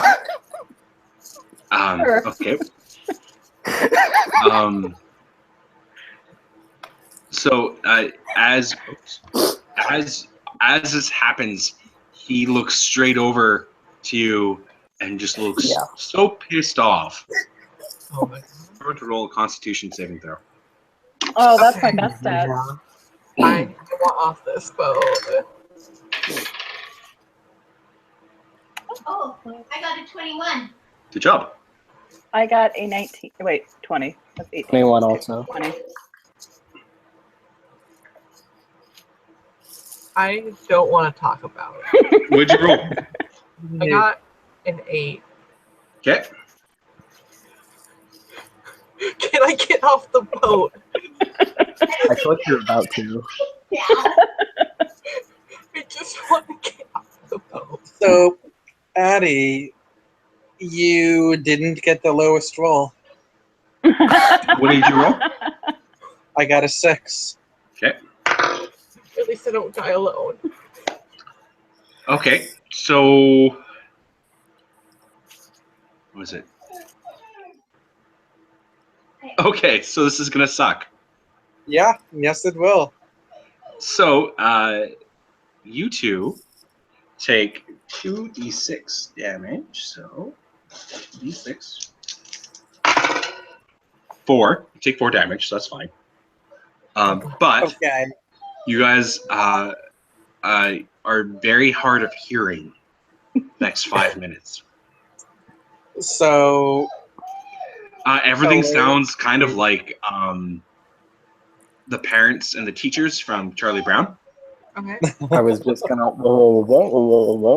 Yeah, because of the large crashing boom of the thunder and lightning. It's at this point, Gomio, while it's still floating, kind of does one of these, and he's creating a portal in his hands, and the ball is growing larger and larger and larger, and it kind of encompasses him, and then he disappears. Oh, Can that was anticlimactic. can I just can I cast a spell right now? Yeah. I want to cast minor I've already illusion. tried that.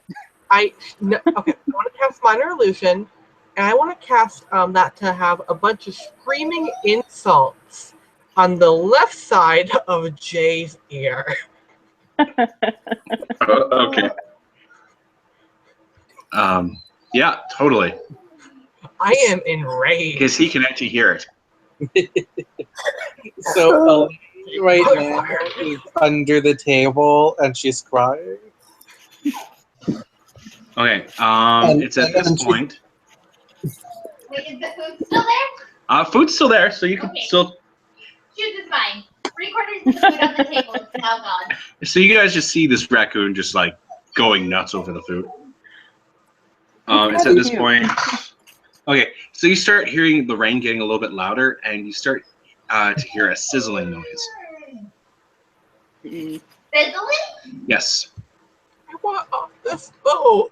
I don't think we have a choice.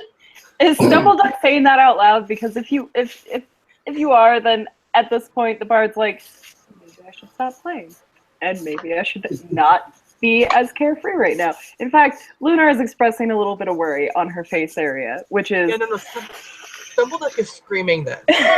It's at this point the captain says, "Keep calm. Everything's gonna be just fine. This ship is gone through hell and back, and a little weather ain't gonna do anything for it." Captain, no offense, you're an idiot. I'm sorry. It's also That at this man was point just flirting. Jameson starts like smacking the captain. It's like, this is not okay. We have to get off the ship. So you see the crew kind of starting to panic. And to the very so you have Choose,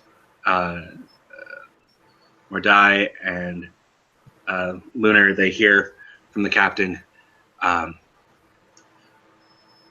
right. The ship's gonna be fine, but we've got life boats.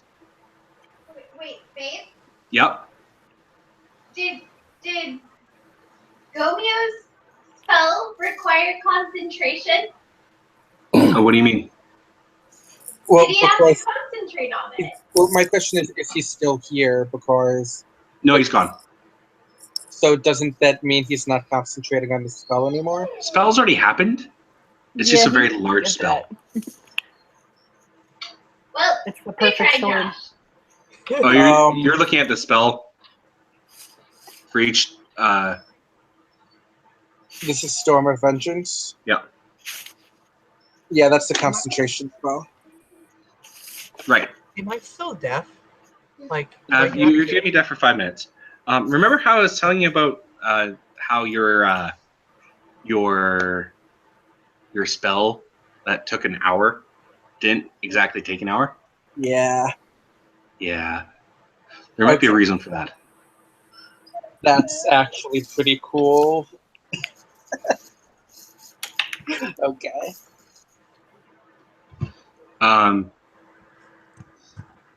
So essentially, so I'll explain this to you because you understand why what's going on to a point. Like you're starting to put 2 to 2 together. You know that A, he's no longer here. At least you think. B, a spell that should normally require concentration, he is not here to concentrate it, and yet there's a storm of ruin. And you also know that it took far less time for your spell to happen when you would have had to concentrate on it. So you can assume that this now that you know what spell this is, I'm going to say you probably know what's happening next. So I'm going to give you that information. Okay. You're a little deaf right now, though. Yeah.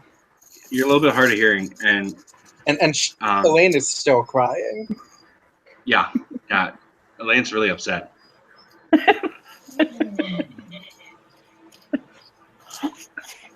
By the way, since the drum player has not stopped, I'm gonna go ahead and start up again. Is this like the case of like the Titanic? And, you have the band playing, and then they're like, "Well, jolly good. I'll see you on shore." And then they all turn around, and then they kind of just stop for a sec, and then they look at each other meaningfully and go, "One more, then." It's a little bit like that, except I feel like it's a bit more competitive on Lunar's point, because she saw him doing that and she's like, bitch. And so she brought out the ocarina and played it hella hard. And I'm guessing at this point Mordai is playing along as well.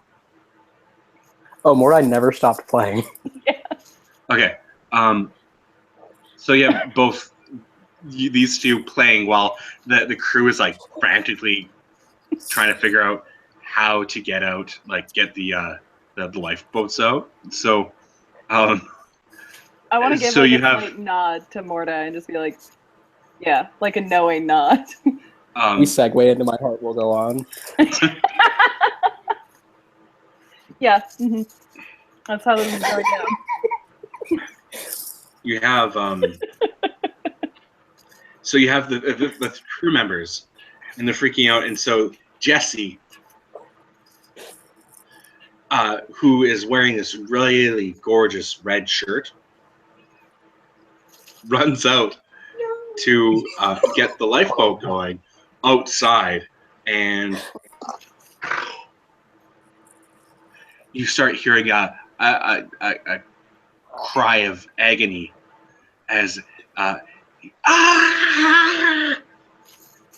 I'm sure he's fine.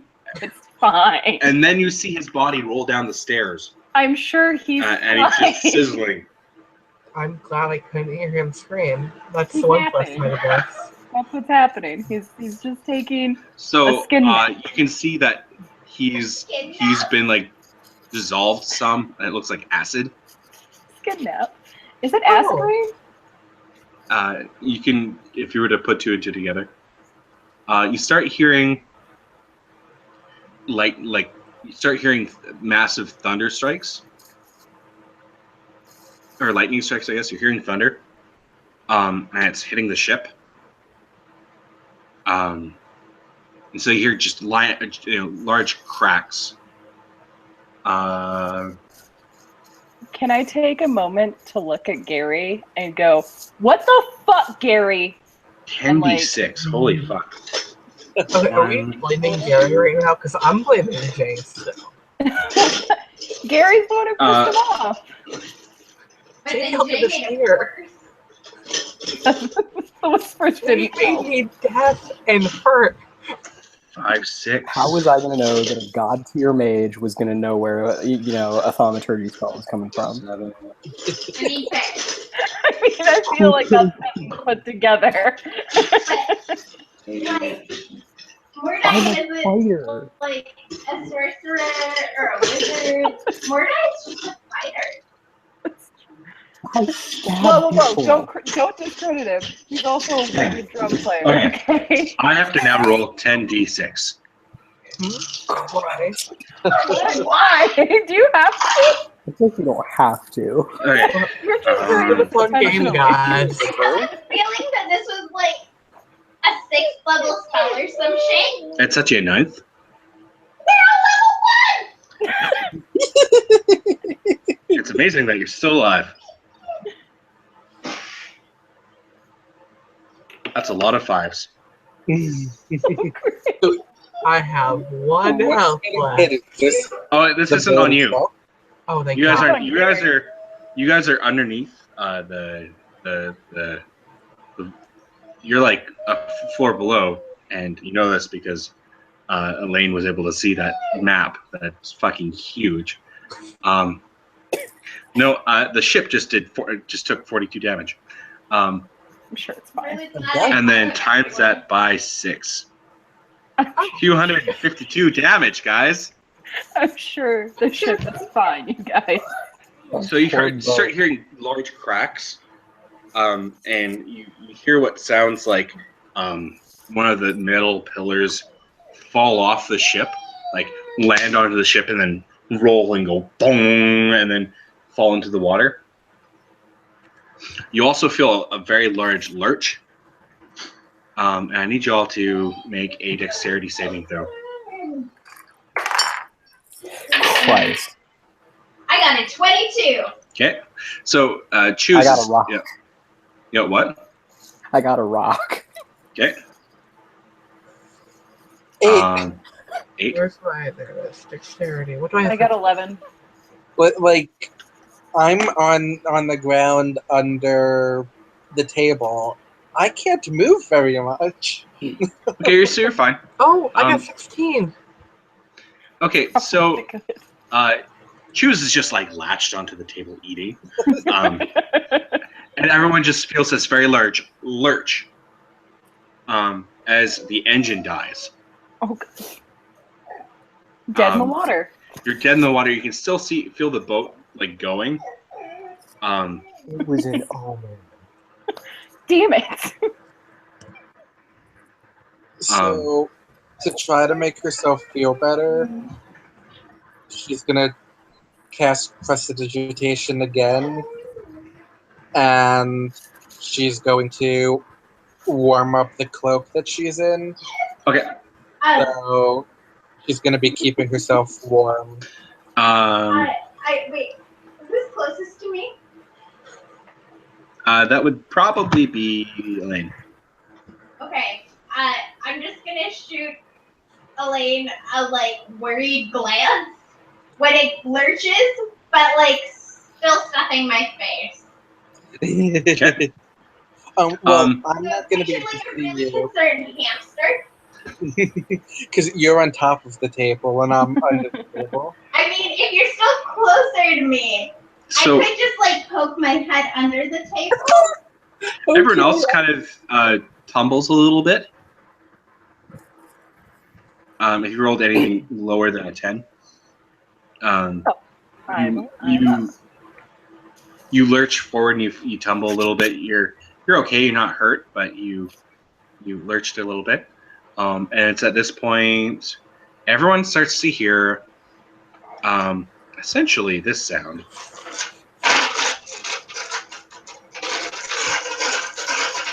That's nothing. Fine. It sounds like hail.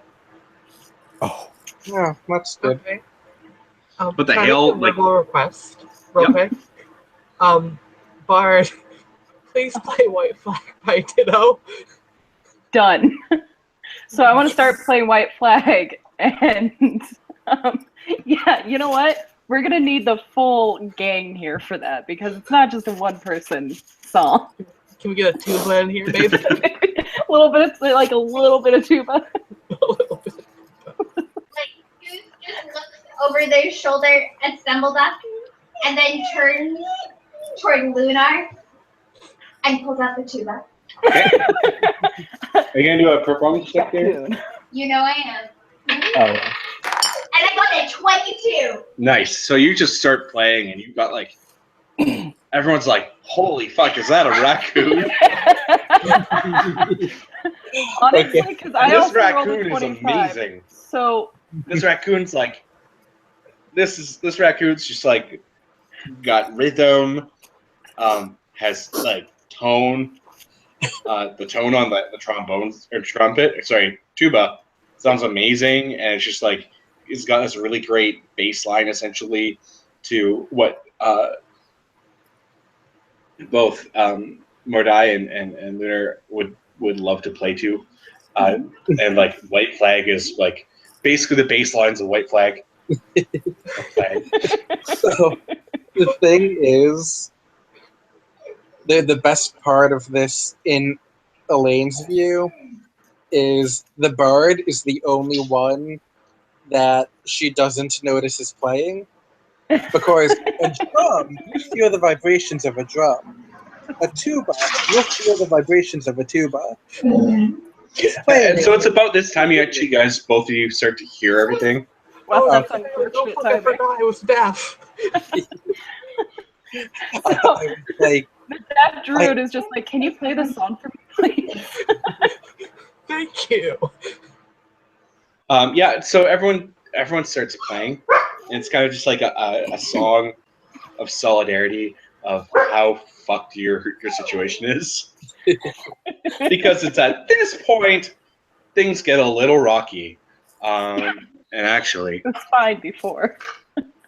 so you're starting to play, and everything's starting to go, like feeling like everything's gonna be all right, and that's when the ship,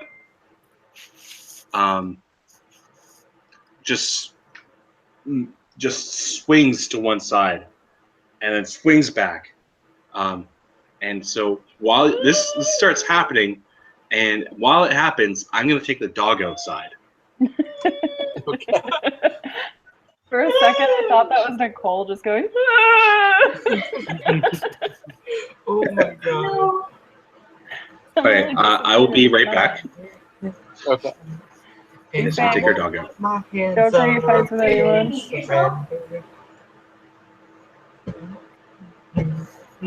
I'll be right back. Addie, what's the duration of minor illusion? It's a cantrip, so you best bet I will be casting that for the rest of this night until I feel I'm off you. this godforsaken boat. What is the duration of one single cast? Does it matter? It lets me know how often Mordai's going to get a brief break. Okay, 1 minute. Oh, well, that's not too bad. It could have worked if, the enemy were literally anyone else. If the enemy were like suspended in the air, threatening our lives with a storm. If he weren't specifically who he is. If his It would've eyes been- weren't like green with fire, Jay. I'm sorry.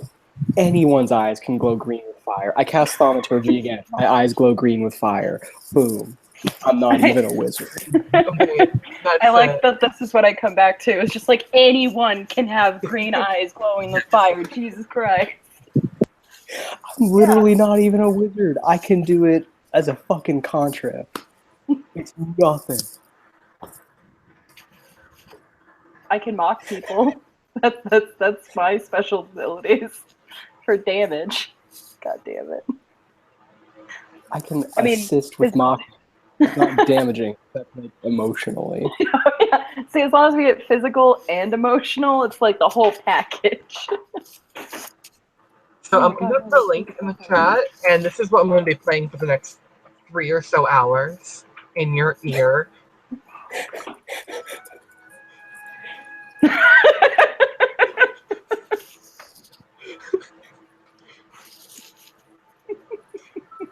This is what you get. This is what you deserve. I mean, to be honest, the ocarina doesn't sound too far off from that, so that's kind of what I've been playing. Addie, this is what's going to be in your ear for the rest of the night. Let's see.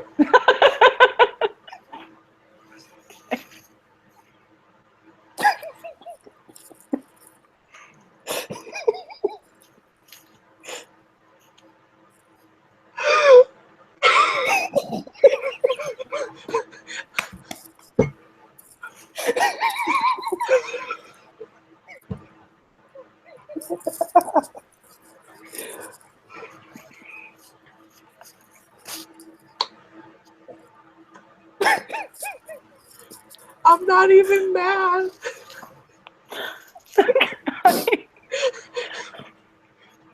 I'm a not fighter. I think Stuffleduck would enjoy that, actually. The ending really sells it. So, things I've done so far in this session. Stared off into the distance and investigated. Played a musical instrument for many hours. Cast Almost some spells. died. I'm a fighter. Injured your party members. Throwing that one out. I didn't injure you.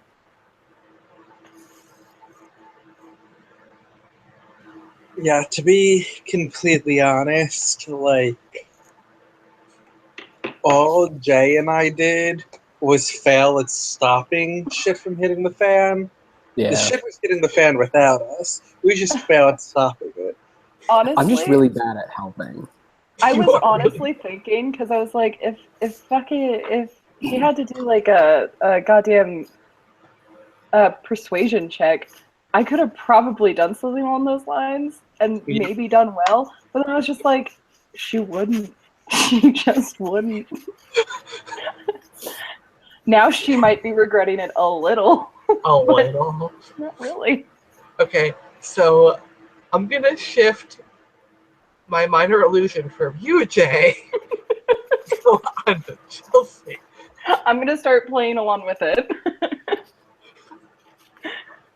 So it's truly everyone's present now. I try to like lean in closer, catch the percussion from the illusion.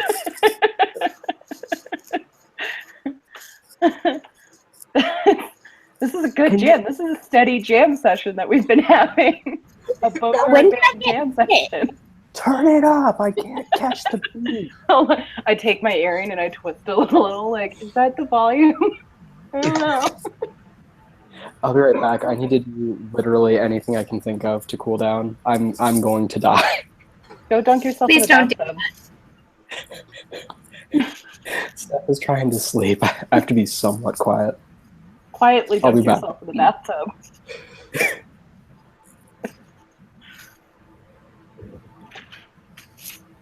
So what did I miss? A lot. Us recapping on things mostly. You know, doing a little reflecting. Yeah. The mistakes that some of us Chelsea made. It's just... I didn't make any mistakes. Wait, what did Chelsea make? I was thinking because I not was persuading. I was thinking because like the last time that the sorcerer guy was spoken to, God, Nomeo? What was his name? Is it Nomi? Yeah, Nomeo. Okay. Okay, yeah. I was gonna say No, it's Numero. Gomeo, not Nomeo. It's Gomeo. Gomeo. Oh, No, yeah. Nomeo was No. from that terrible movie. Yes. Nomeo and Juliet. That movie wasn't that bad. You can fight me. I mean, I feel like if I fought you, it would really go out that well for me. But I will try you to. would I have a tattoo. You would win. Really? Oh yeah, totally. I can't. My money's on Chelsea. Yeah, I would end up hurting myself. I would probably like stub my toe and cry.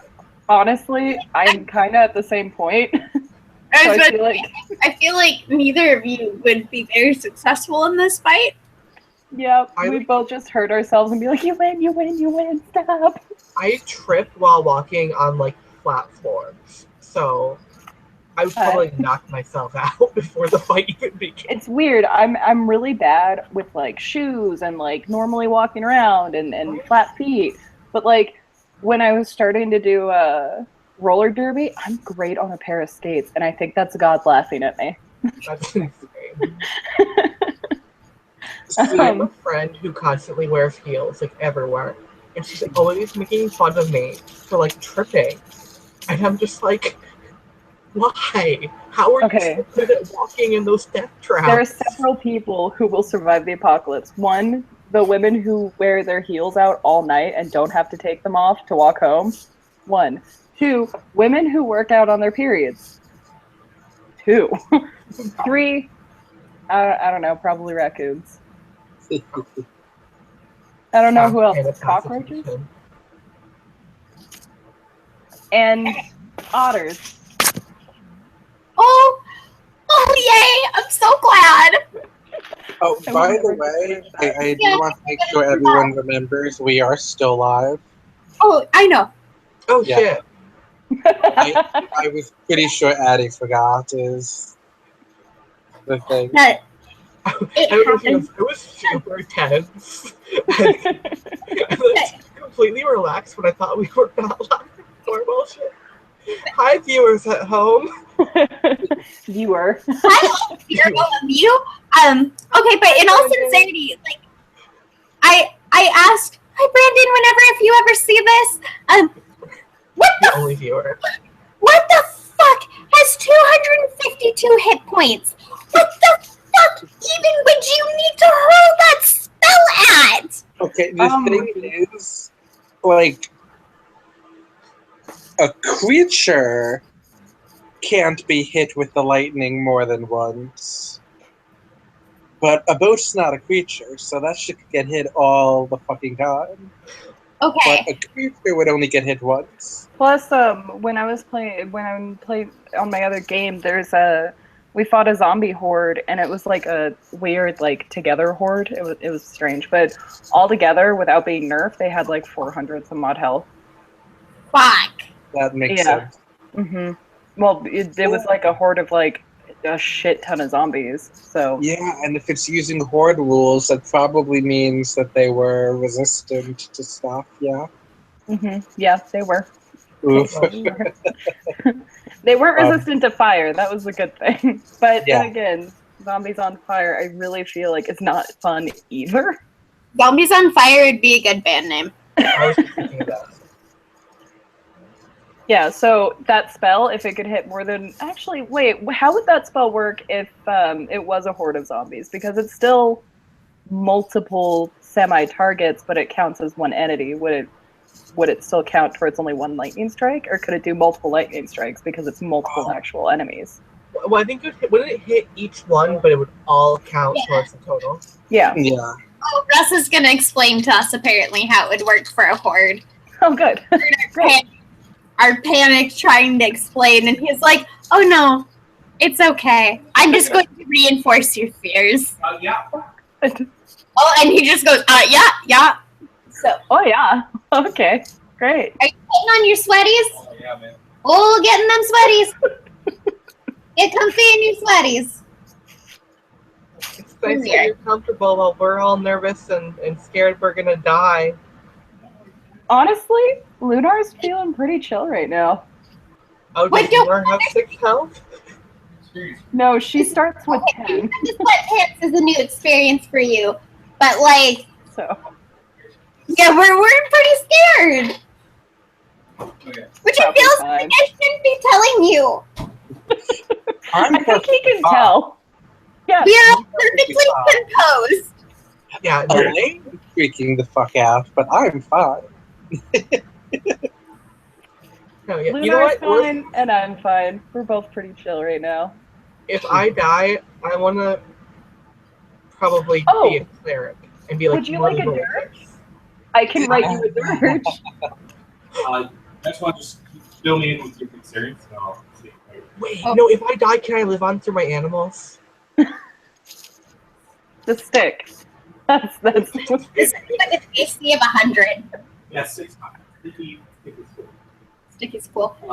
What was your concern? Well, hang on a second, because I'm a switch ya. I'm a switch ya. Oh, that's fun. Okay. Whoa. Whoa. What was that? That was Come a on good now. noise. I don't know what's happening. Huh. No, they're not. Whoop. Oh, it's the course of the head. There we go. All right, so I fucked up. we're still missing a J, but voice concerns yeah. because we'll get back into. There were How no real screwed you guys are, concerns. It was more like questioning on how the spell would work against a horde of zombies, since they're technically one entity, but there's a bunch of different ones together. It depends on where the zombies are and the conditions. Okay, because the only way I'm thinking of it is what I've experienced, because they were going in a hall packed together. Okay, so is it supposed to be like random lightning strikes? So you have lightning strikes. So lightning strikes happen on round 3, right? Mm-hmm. Round 2 is acidic rain.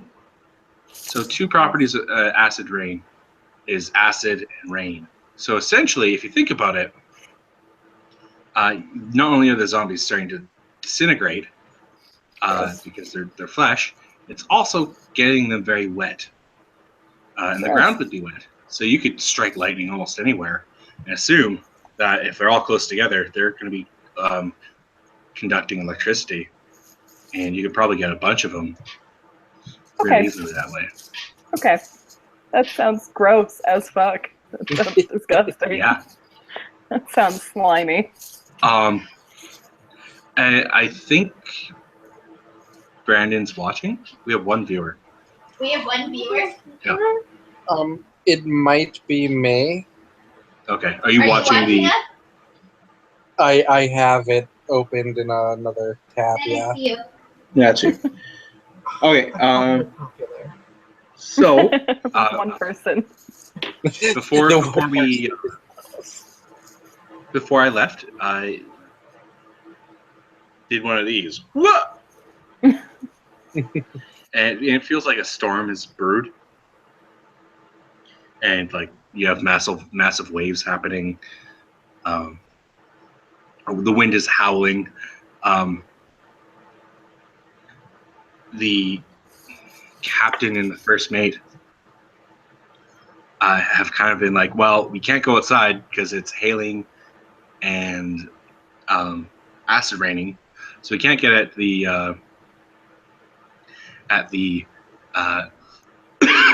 pardon me, we can't get to the lifeboats.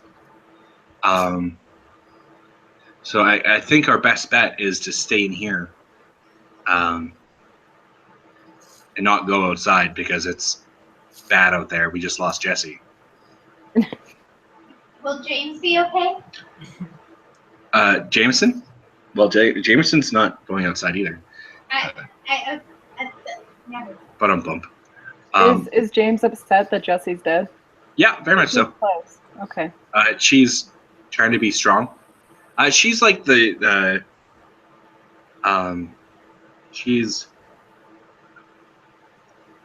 this, like, she's the type of person who had a lot of brothers and is trying to act like them in this situation, is trying to be very brave, even though it's like heartbreaking and like really hard.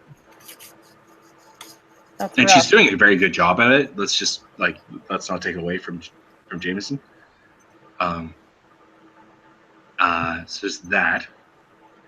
And dexterity saving throw, everybody. Yay. I got an 8. Yep. Oh, I got 16. Okay. I got a 6. Okay. It's getting worse. I got a 3. Oh man. Okay. So it's at this point, anyone who scored lower than 10 starts. You guys all feel like something just punched the ship.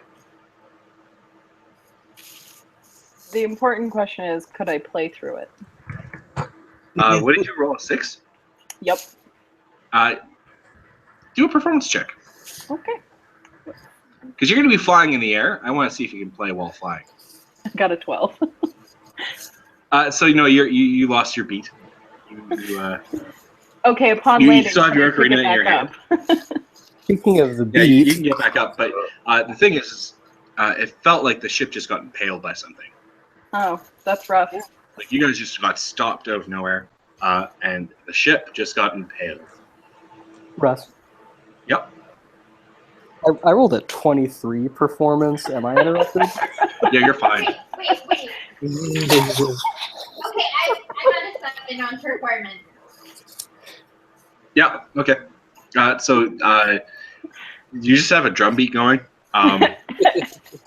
Choose. You almost drop your tuba, but you kind of just land on your back and you're just holding on to it. That sounds adorable. Oh I my think god. that Elaine hit her head under the table. Yeah. Your lane's fine. Should we investigate that spearing? Is there water filling up? Can we hear that? Well, you start hearing creaks and groans from the ship. And the captain and the first mate look at each other and then do a shot. Oh, good. That was a nice sign. Can I start playing Danny Boy? Like a Danny Boy? Yeah. Play a performance check. If I want you all to do an investigation. I got a 24 on that. On the performance roll? On the performance, yes. Yeah, it's a really touching rendition. Mm-hmm. Okay, I so got a 13 on investigation. Okay. I got a 20 on investigation. I got a 6. I got a 26 with a Okay. nat 20. Calm down, Sherlock. And or die? I got a 13 also. Okay. So Elaine and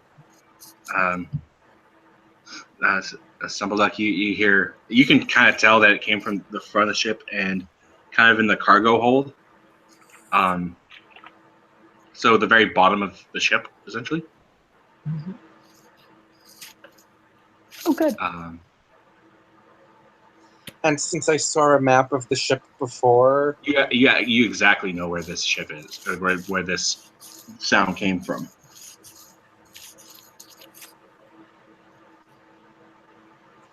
Should we start making survival checks? Not yet. Oh, good. Yet.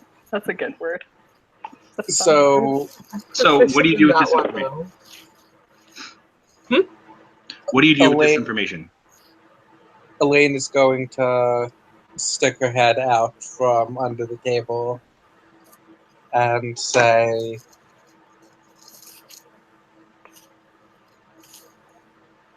I think that something hit the cargo hold. Okay. Stumbleduck is going to form a little prayer circle with his companions. Okay. Would you say that thing, and I'm going to be talking to Elaine, would you say that thing maybe, I don't know, it pierced into the cargo hold?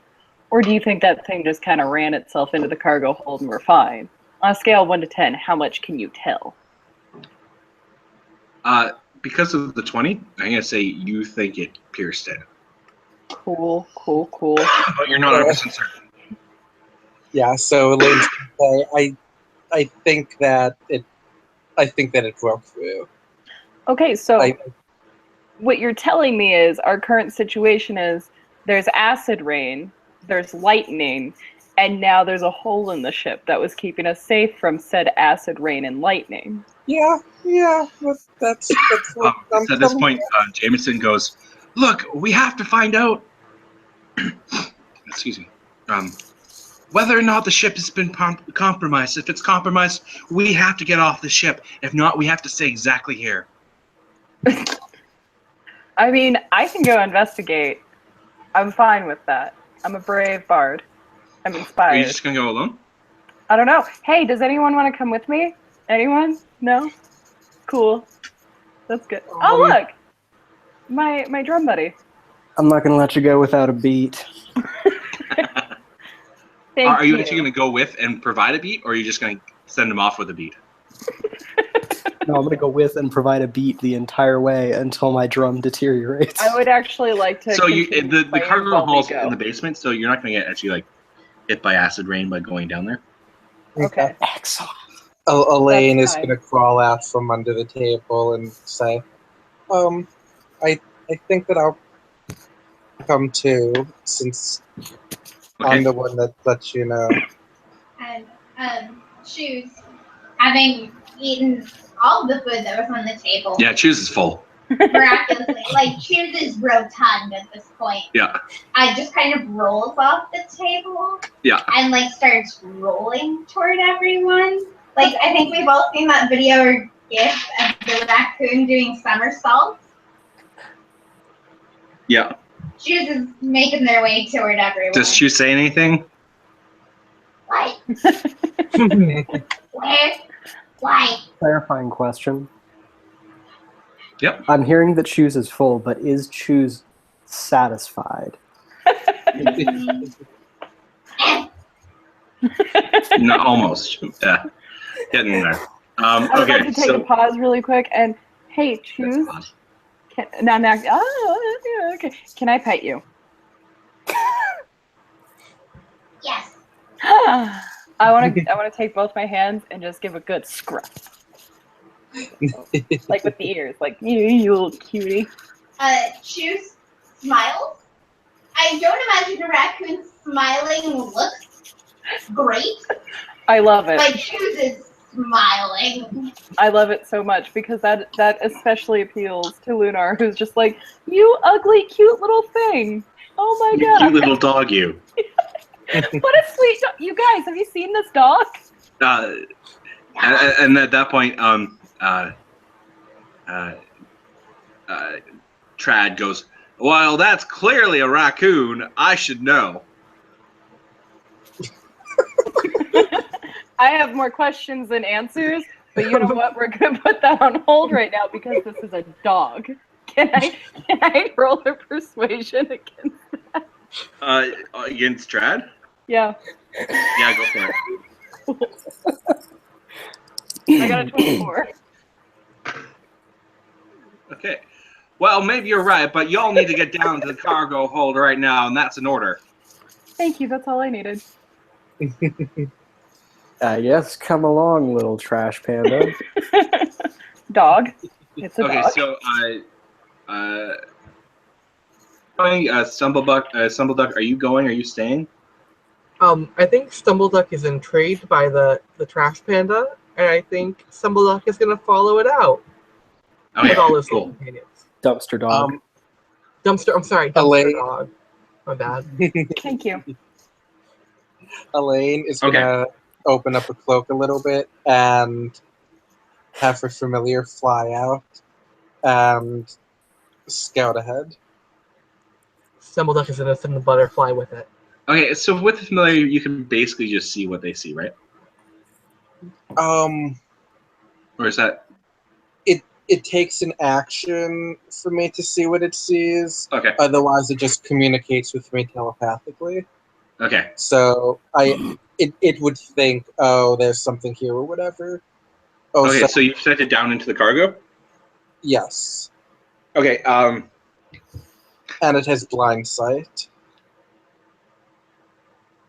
So it says lights, water, arm. Light, water, what? Arm? Yes. Huh. That's okay. all like the message you're really getting out of it. Okay. So Elena's gonna say, my bat says there's light and water there, which I guess makes sense. It also said that there's an arm. I don't know. And to that,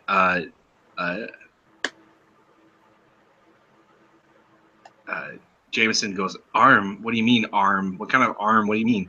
We need to hurry. We gotta get down there. Elaine's going to use an action to see through its eyes. Or in this case, to blind sight through it. Okay. Am I able to PM? I suggest using a Facebook message. Okay. Yeah. Facebook. Which I can just use on my phone. Question: Is Elaine telling this to the rest of the party so far? That there's a giant arm down there? Yeah, she said the arm out loud. Okay, so would you say, Elaine, that the situation is not armless anymore? Get it? Like harmless? There you go. You're welcome. Nice. Would you say that it's alarming? Okay, so I'm assuming that was in character for you, but definitely not. Oh, Choose can't say that many words. Yeah, but I'm assuming the bards did in fact say that, right? Oh yeah, along with accompanying finger guns. Wait, hold on. After the bard says that, I cast thaumaturgy and create the sound of a rim shot. Nice. Elaine started to chuckle at that, and then with the rim shot, it actually became a laugh. Like, Elaine's like, okay, like, an awesome mage is pretty much gonna kill us all, but and we're all gonna die, but that is pretty funny. But dang, that was solid, you guys.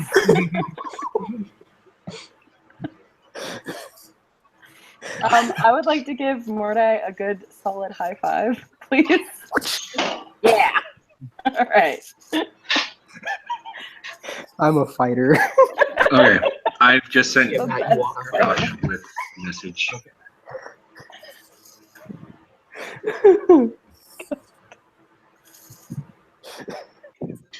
Huh. Who needs a bard with a fighter in the party?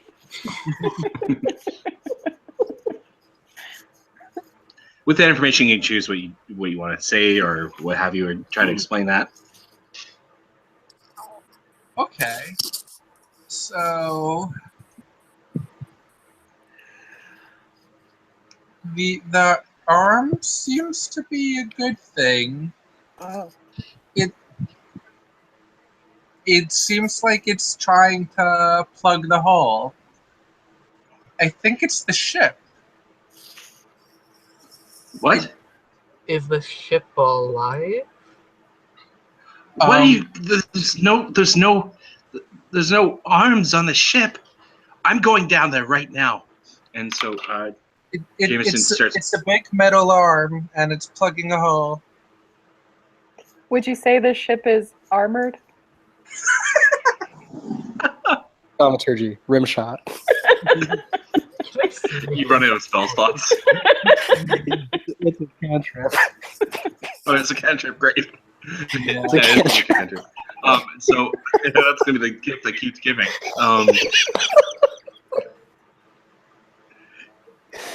Of course, to everyone else, us out of the group, it has no meaning and there's no context. Like, you all find it funny, but like NPCs are gonna be like, "What the fuck was that?" You wouldn't understand it. Oh my god. Back off. It's a fourth wall thing. The walls are breaking. Yeah, the fourth one. So And so Jameson, Potato. different character. Jameson books it down to the cargo hold and goes, "Holy, this is not good. This is not good." Now, did we follow Jameson, or we That's up just? to you guys. I would like to follow Jameson because I want to know what's not good, and I'd like to see a giant arm. I'm Frankly, going to follow too. I run faithfully after the bard, drumming the whole way. I would like to play also while running. Yeah. Should Choose try to play the tuba while running? I don't know how that would be dangerous. possible. While rolling. This is like Sgt. Pepper's Lonely Hearts Band. I need you all to actually make a dexterity saving throw. Oh, I'm so good at those. 19. I got a 20. Choose is just playing trombone or tuba, no problem. Okay, this 7 wasn't that bad. It was a 13. Yeah, you get lurched to the side, but you're okay. I got a 23. You're fine. You're just playing along. You feel the ship lurch to a side, and the hallway kind of like turns on its side a little bit, and you're just like walking up the wall a little bit. You're fine. And then it kind of just slowly comes back, and you're fine. Look, man, I do this all the time. I'm a rock star. Yeah, you're. Stumbleduck, how did you roll? I got a 19 plus my 1, so 20. Yeah, you're fine. Again, you're great. You kind of just like you kind of felt it coming, and you just kind of rided it out. And more die. I am not a rock star. I'm a fighter. I got a 3. Okay, so you do like a flip, and you kind of actually land on top of Jameson, who rolled a critical 1. So you just like you just kind of just land really awkwardly over each other, like face to face, and it's like you're like, and it's super awkward. And We have a moment. not even you don't even have a moment. It's not like one of those moments where like that stereotypical trope of oh hello. It's just like super awkward. Neither of you feel comfortable, and it's like not at all like any sexual possible or way anything. that I could make the wah wah wah. I would actually likely give that a better shot to to choose. yeah. What can I minor illusion that for the bard? Thank you. See. I mean, I could also use minor illusions for it too. I have that as well. We can synchronize. Oh my god, yeah. In stereo and harmonize. Yeah. Yeah. Okay. Okay. So not only is it awkward, yeah, it's more awkward. It's at that point, Jameson's like, "Get off of me! Can you not see there's bigger things at hand?" And it points at the giant metal hand. I get off of her. Can I high five Jameson for that? Can I give a good solid high five? Jameson's still on the ground, so if you want to like pull Okay, Jameson up, so- maybe. Yeah, I would like to pick Jameson up and then high five her. So when he and said that Jameson's there's like bigger things than super that, awkward, and actually, what's your charisma there, Me? Lunar? Mine's a 20. Yeah. Okay. So, actually, hold on. Yeah. It's crazy, and as like dire as the situation is, Jameson actually gets really nervous and anxious around you. Not anxious, but just kind of like starts stuttering and is a little flustered, and Why does this always and happen? she's like, thanks, I guess. That's really, really kind of you. And he gets like super flustered by you. I'm living for this. Yay! okay, so when he said there's bigger things at hand, since Yeah. since our resident thaumaturgy person wasn't able to do it, I'm going to press the digitation a rim shot. Yes. Brand building. Jameson was just sitting there like, who the fuck are these people? Rim shop team. And giggle a little bit after that. Because now she's like, okay, this is a hilarious inside joke we're doing now. Yeah. And so you guys see in this room, at the end of the room, a giant fucking hand. Oh. It's a metal hand. And actually, I need to do something really quick. Would a giant metal hand speak sign language? If it was moving. Chelsea asking the real questions here. It'd be useful. Now, is it coming, like, from the outside the It ship? kind of like, Or yeah, is it's it- coming from outside the ship. It looks like it's rusty as hell.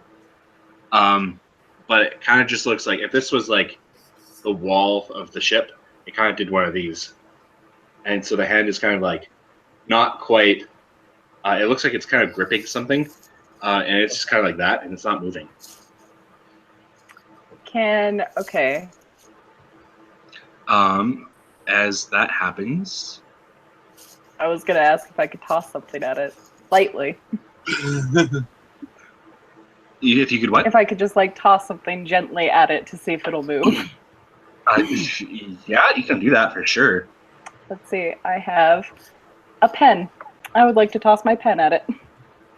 Okay. Roll it. I guess athletic. I guess you're about like 20 feet away. So yeah, just you can go ahead and try to throw that. Well, roll a d20.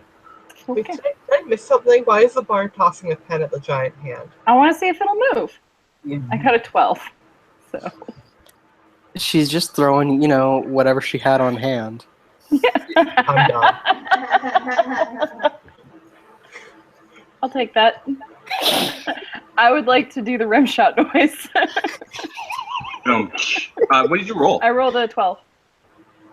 Okay, so you hit it. You hit it, and it bounces off, and it just does nothing. Okay, cool. Well, you're welcome, you guys. You're welcome. Hey, you slayed the mighty hand. Do I get experience?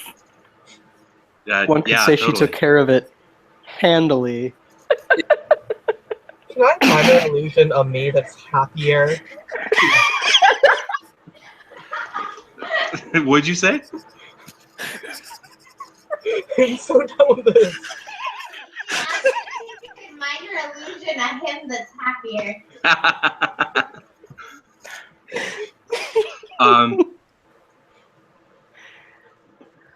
So, could I try to make a knowledge check to see what the hand is coming from? Coming from? Like, what is the hand? Like, is it part of... Or who is the hand? You should try to get a handle on things. Like, is it one of the mechs from the old war, or... Let's you make a roll. I'm so done. Actually, y'all can make a roll if you want. Wait, what kind of a roll is it? I guess it'd be an intelligence roll. I got an 8. My bard is not smart. I got a 19. I got an 11. Hold on. I got a... The straight roll is a 10, and all of my knowledge ones are +6. So that would be a 16. Okay. So you recognize this as to be a mech hand, yes? Okay. As does Murnay. I got a 17. You actually didn't need to roll. Oh.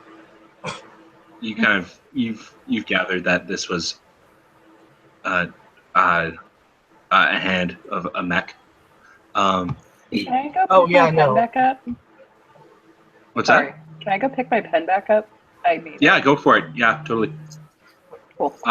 When you do this, the hand just grabs you and the hand is not moving. It's at this point Gary stumbles down. Damn it, Gary. Into the cargo hold and goes, "Oh God! Oh, this is bad. That looks like a mech suit hand."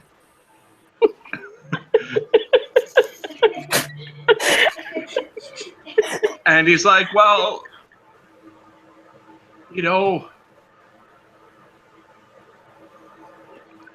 I threw my mashed potatoes into the face of a mass murderer, person who's responsible for killing millions, including my wife. Choose a way to die. This would have been it." Wow, Gary, I'm just going to throw in really quick.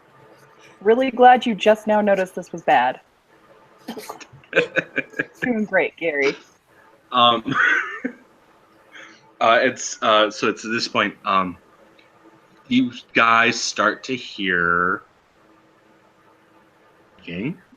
And that's not good. The ship rolled a 13. It's pretty unlucky. Weird for a ship to roll.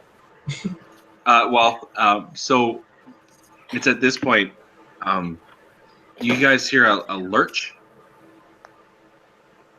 and it's actually one of the smokestacks from outside is actually falling off, and as it falls off, it falls into the ship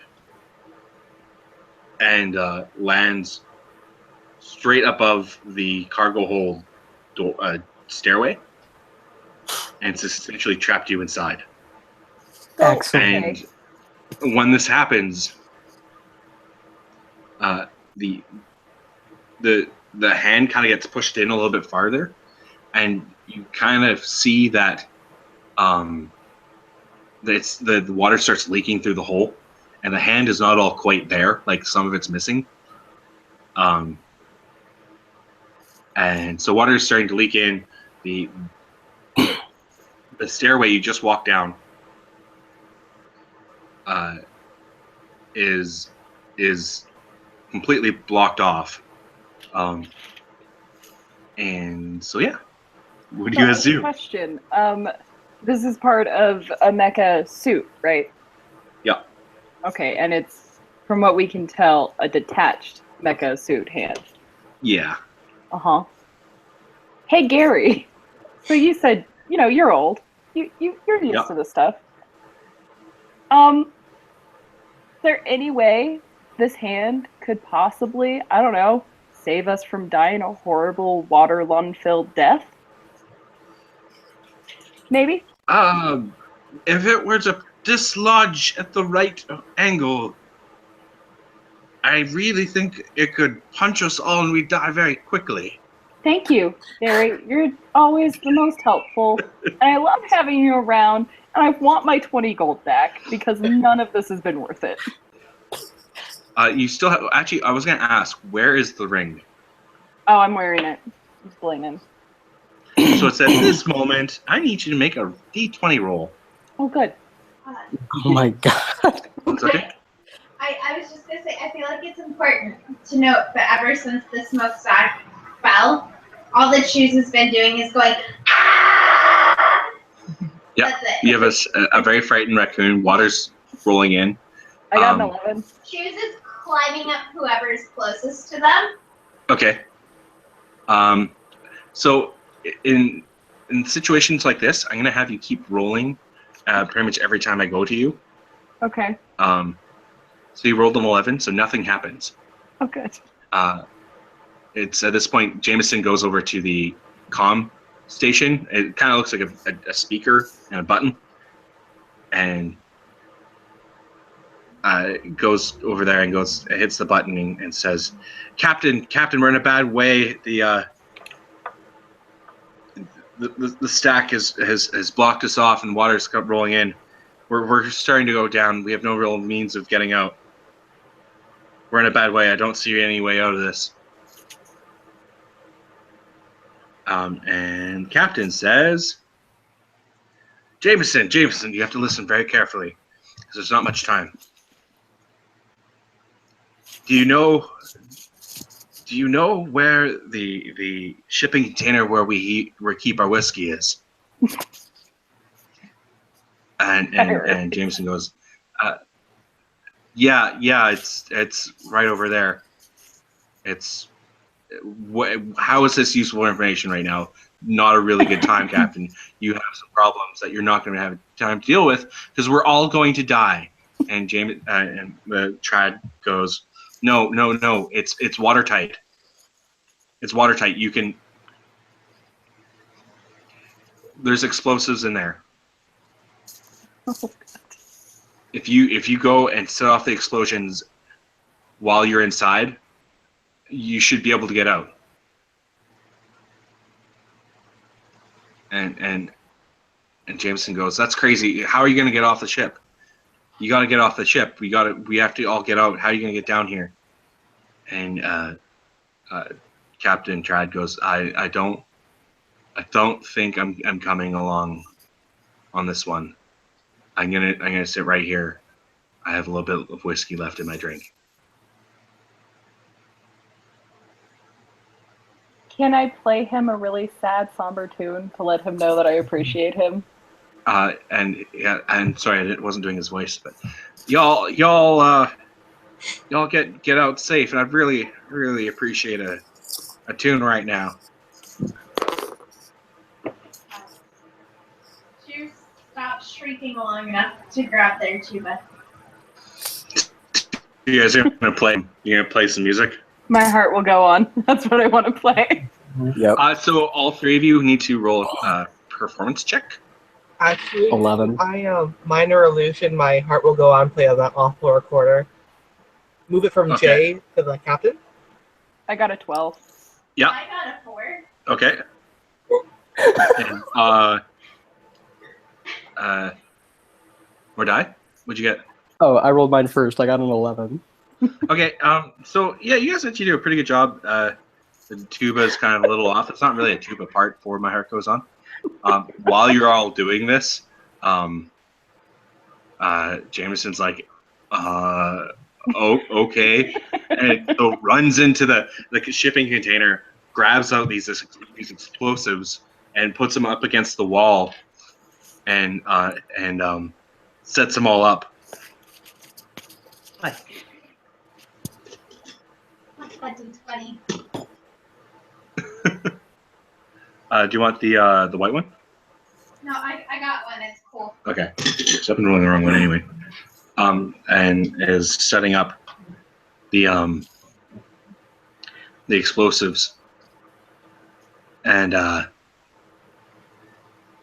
is saying we should have about a 30-second delay before this goes off. Everyone get in.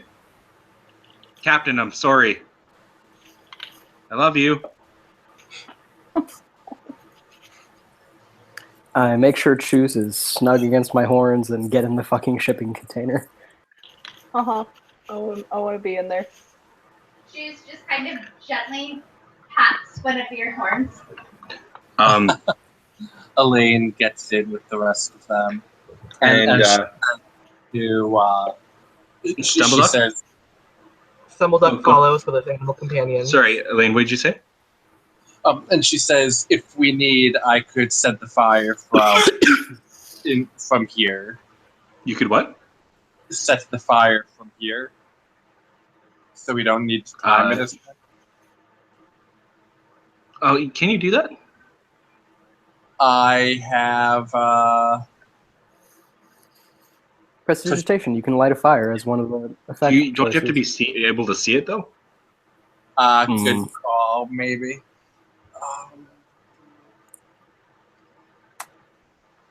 That's a good point. Yeah, I'm gonna say you're gonna have to see Yeah. where you're That's aiming fair. because the door is gonna be shut. Okay. So it's an automatic timer. So everyone huddles in.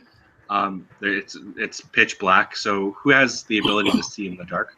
I do. Yeah, dark vision. Hi. I do. Oh, everyone. So you're fine. It's Jameson's a little scared, and shuts the door after setting off the alarm. So it's 30 seconds, and Jameson's just trying to calmly go 15, 14, 13, 12, 10, 9, 8, 7, 6, 5, 4, 3, I'm sorry, Captain, 2, 1. I have a legitimate question though. Yes, We weren't the only passengers on the boat, right? you were. We were? Yes. Why the fuck were so few of us on a giant ass ship? It's Burry. We're really important. I accept it. And so it says, I'm going to replay that dramatic moment because people had some pretty terrible timing. It says 5, 4, 3, I'm sorry, Captain, 2, 1, and then nothing happens. Oh, great. And Jameson's like, "What? We should have heard a boom." 1 sec. Opens the door, and there's lots of water in the cargo hold, and it's about like no water's getting into the container yet, but it's flooding pretty much everywhere.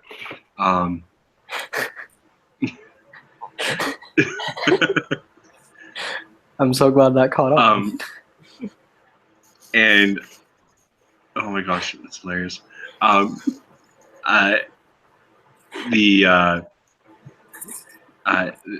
The alarm looks like it's got like X's in the where the clock is, and Jameson says that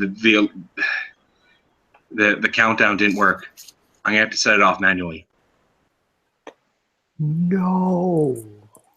And so at this point, Jameson shuts the door. Jameson, why? Like best high five ever. And so you guys, the door shuts, it seals. You can kind of hear what's going on outside. It's time for a new song now. Yeah. And what's a good song for Jameson? We're about to write an explosion out here, so it's time for "Don't Want to Miss a Thing." Jameson is saying, you know, I suggest that we start playing We Didn't Start the Fire. No, it has to be something soulful. Jameson is just like tearing up and saying, you know, I'm supposed to be brave here, but I'm scared. I'm really scared. Oh, I don't like this. I'm sorry, guys. And I need everyone to do a Constitution saving throw. Oh, thank God. I'm I actually good at these. I got a 12. I got a 20. I got a 13. Who got the 20? I got a 20. Yeah. Jay, okay. Everyone else passes out.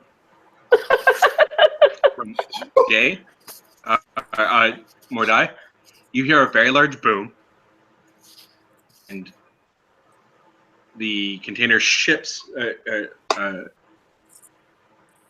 and everyone's kind of knocked out by the boom itself. Not so much like the shaking, but like the boom. You're able to like stay conscious, and you see everyone's kind of just like up against the side of the container, and you can feel the water just rush in and push up against the container and push back, and the container starts floating very fast. It starts kind of shooting up towards the surface of the water. But all your friends are knocked out, and that kind of scares you because like no one's awake and no one's there to talk to you. What do you do?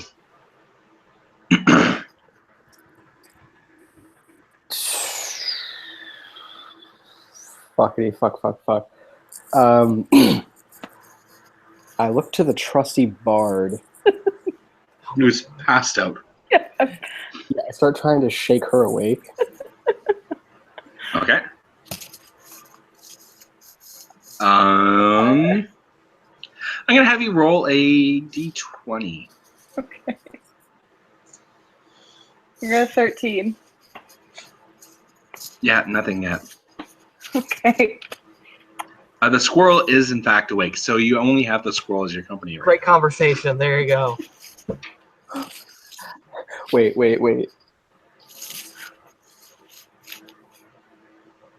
I cast thaumaturgy.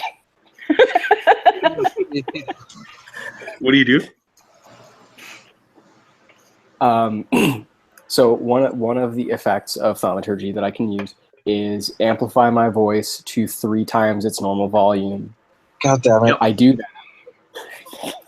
I was hoping you were going to make smelling saw, but you decided to just yell enough. I was like, why wouldn't you just do smelling salts?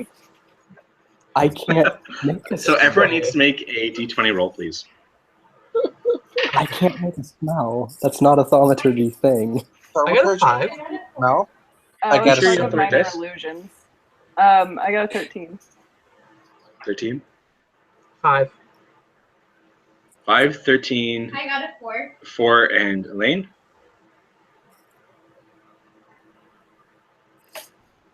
I got Lane? a 17. 17. Yes. That wakes you up. You're awake, and you're like, "What the hell is going on?" You're a little disoriented, as it's you're in a box and it's kind of bobbing up and down. Oh, Does good. anyone want to know what I shouted? Yeah. What did you shout? I shouted, "Wake the fuck up!" Well, it worked.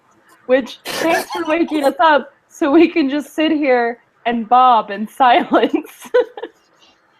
I was So- hoping to get What role was one needed person to with wake healing magic. What's that? What role was needed to wake up? I was gonna say 16. Okay. My bat's still asleep. Actually, no. I'm gonna give advantage to your bat. Yeah, I rolled with advantage. It's still asleep. Okay. Actually, you know what? I'll say because bats are so they're very sensitive to sound, that your bat's probably awake now. Okay. And That's what so I'm it's saying. actually the whole thing is kind of like bobbing, like a bobber, and it's not like it's upright. It's not like if this was a long container, it's up. It's kind of bobbing that way. So the door is actually facing upwards. Oh, good. That's good. That's really good. We should make a human ladder, or human. Yeah, y'all are ladder. still asleep. It's just the two of you. Not me. I rolled a 13. Okay. So yeah. You're still So- asleep. I'm definitely still asleep. Actually, you have to roll again. Roll again. Everyone? No, winner. I got an 18. You're awake. Oh, look. Hey. Well, whew. Man, I feel great. Nice. I did it. I saved the party with magic. Thank God we have a fighter like you. Yeah. So you guys notice you have Choose, who's passed out. Stumbleduck, who's also passed out. And you have Gary. Oh, I was going to ask about Gary. Gary's just kind of slumped down.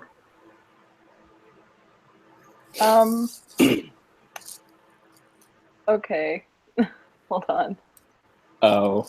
So Elaine is going to pick Choose first, I think, and go over to Choose and prestidigitation a smell. And I'm gonna go for smelling sauce to try to wake Choose up. I would suggest for Choose maybe pizza or something. Oh my god, it should have been, but she didn't think of that. Okay. You roll a d20 there, Choose. She's got a 12. Choose is out. That's okay. That just means I have a very furry hat for the moment. I like to think though that Choose is no longer like nicely on top of your head. Choose is kind of stuck over one of your horns. Yeah, just like sprawled over. As a question, can I can I play like one really, really, really loud continuous note on my ocarina to see if it wakes do it. everyone up? And actually gonna get you to roll it. Me? Oh. Yeah. I got. Is this gonna be like a performance as well, or just? Yeah. Okay, 26. Yeah, you wake both of them up. Yeah. Both Choose and Stumbleduck wake up. Oh my God, Gary didn't wake up. Can I check his pulse? Do you know how to? No. Oh, Can I just put my hand? So I would go do like an investigation check. Wait, no, what about a medicine check? Medicine check, that works.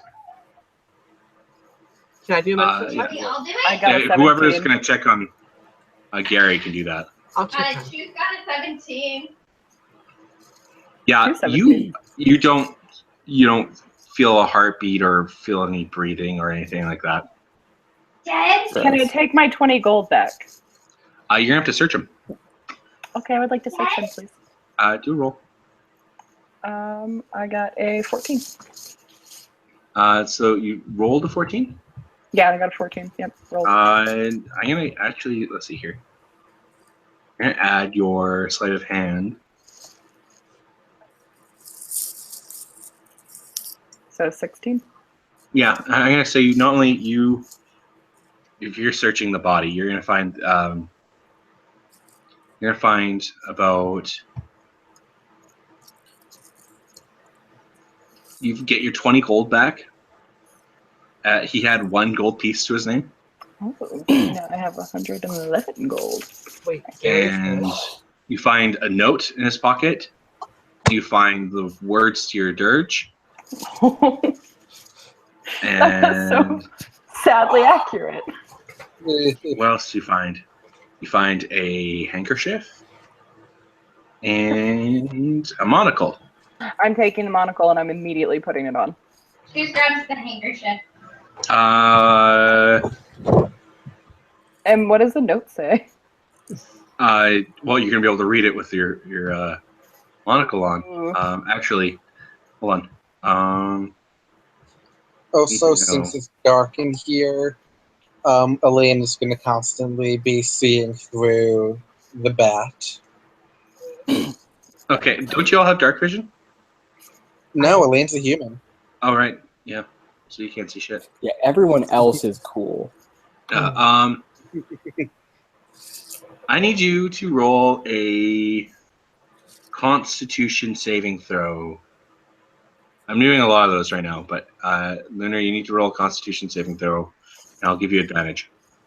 I got a 15 plus 2.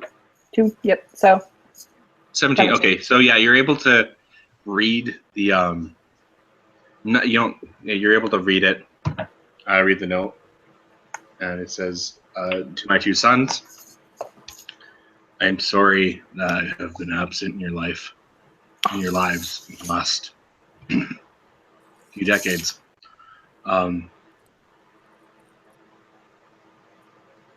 I could only wish that in my death it could bring you closer together, and you won't argue as much.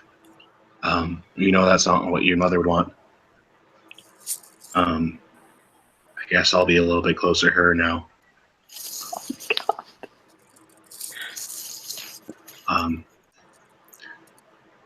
I love you both. And don't be sad. Don't be worried. And in times of trouble, go to Mom's house. I love you both. Your father. I can't wait to go back and watch the recording and hear all the shit that Chelsea said about Carrie. I'm gonna sadly fold the note, not say anything, just kind of gently put it in my pocket. And if anyone asks, I didn't say anything. That's hilarious. All right. So the storm has passed, and you don't really feel yourself swaying too much, and you're just kind of bobbing. And it's kind of a little sad. And you all feel kind of a thud. Boom. And you stop moving. Cool. What would you guys like to do? Well, before we do anything, I have a question I'm going to ask, and I'm going to send you a message. Okay.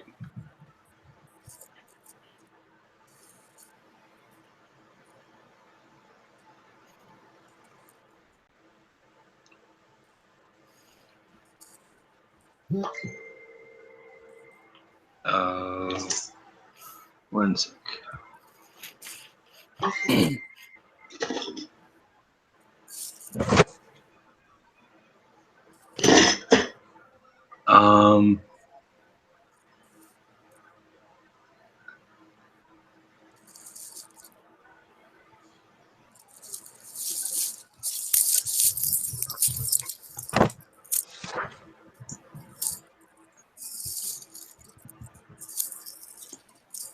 Hold on.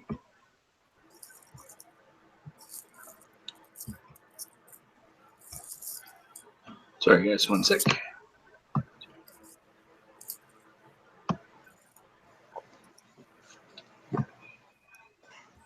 Today on Jay Holds Up the Game. No, this is important.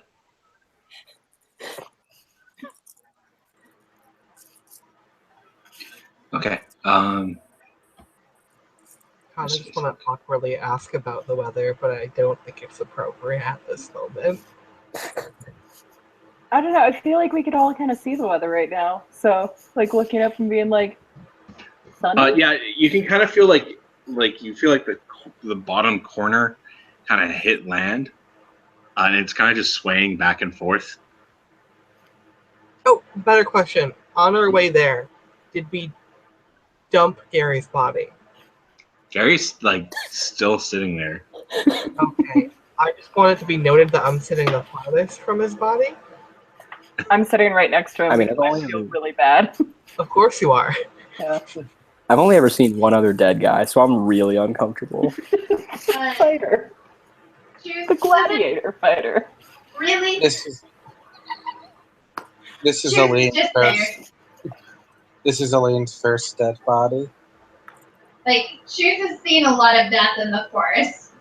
Choose isn't really that phased. He's also a fucking raccoon. Sorry, just a dog. So what do you guys do? Um, You're just sitting there, waving back Send the and forth. squirrel out. Yeah, Choose sure. has no concept of human burial practices. So you guys try to get out? yeah, I would like to try and get out. Okay. Just make let's do a just an athletics check. The container's not that big, but you're gonna have to like get yourself up to. So I'm gonna kind of alley-oop people, sort of give them a leg up. Yeah, that's all you should really need. Oh. So that's fine. Actually, you don't even need to roll for that. Who are you gonna lift? I'll go first. Who's first? Yeah, I'll go first. Okay, so you Yeah. lift Back out of the Lunar up, and Lunar kind of just opens the door and kind of just pushes Go it open, out. and it's actually you're seeing dawn. It's dawn out. Guys, it looks really pretty. Not gonna lie. Great. And so you're able to kind of get out. What do you guys do? Do you guys all get out there? Do you? Oh yeah. About. Yeah. Do you guys like hoist out Gary, or do you leave him in there? Oh, Okay, I was we gonna should throw point him out Gary. and climb out. Okay. Yeah. Someone feeling guilty? So Hey, man, I didn't you want guys to get out, die. and what you guys see is the sun rising from the east, and it's you see the kind of the remnants of the ship going down. And it's going down kind of like this. And so you guys watch it as the ship sinks, and you have a couple of minutes to think about Jameson and Trad. Oh, Jameson. Forgot about that. And of course James, because everyone forgot about James already. Jesse? Was that their name? Oh, Jesse, yeah, I forgot about Jesse. Yeah, I'm a everyone forgot father. about. Yeah. So everyone, you kind of think about them for a sec.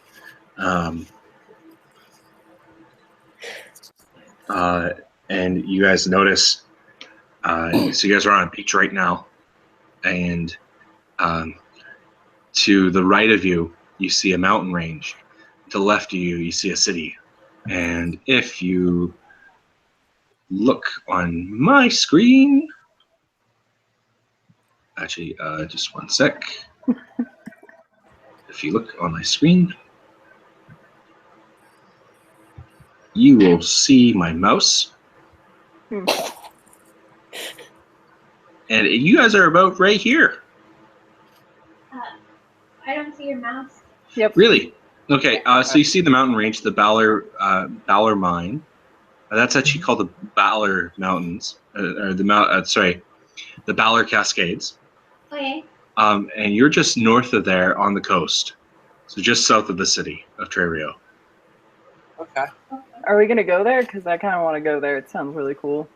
Well, that's where the ship was supposed to go. Oh, okay. Not close enough.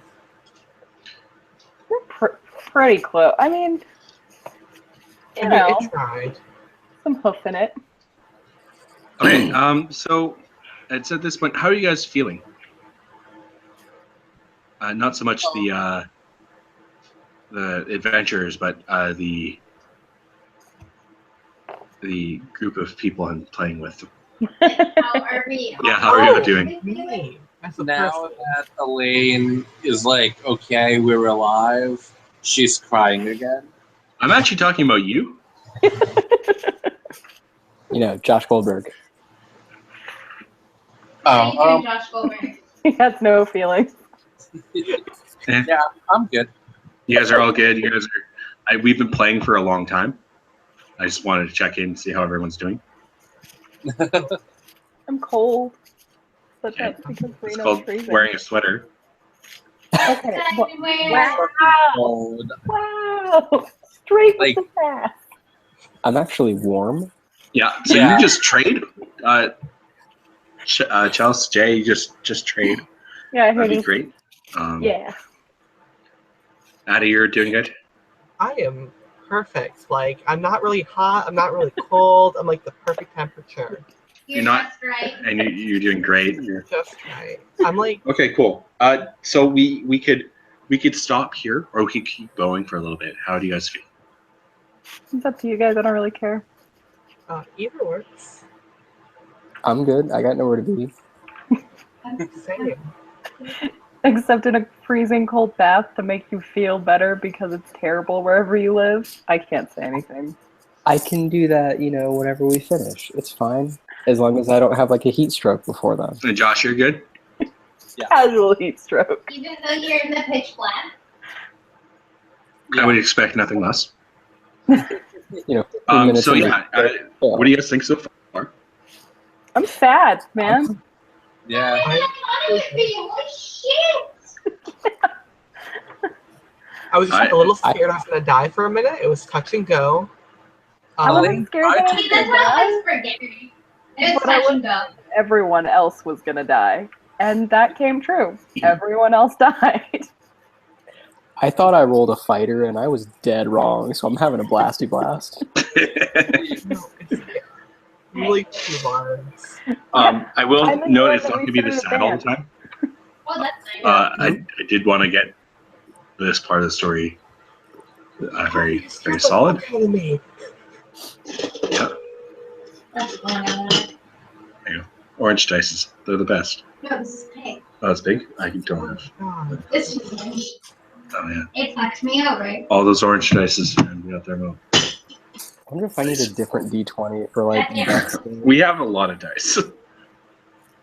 We Jay, have a lot of what dice. were you thinking? What's the better way that you could have woke everyone up? We're good. What was that? I said to Jay, what's the better way that he could have woke everyone up? Yeah. Wait, what? What? Cave salts or something, yeah. You had a better way to That wake you had a people up. way better way to wake everyone up. What was it? A thing that's in my bag that will be revealed at a later, more fortuitous time. Okay. Okay. Not sketchy. What did I miss? Not a whole lot.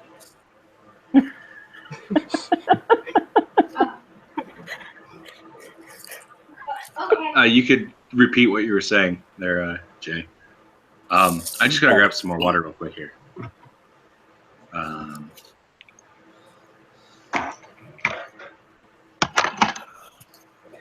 Nicole, Oh. does that sound horrifying to anyone else? That was pretty scary. That was weird. It was weird. I was saying that I had a way better way to wake everyone up, and I'm so mad that I didn't use it. And Josh asked what, and I was saying that it's something that's in my bag that will be revealed at a later date. Is it a musical instrument?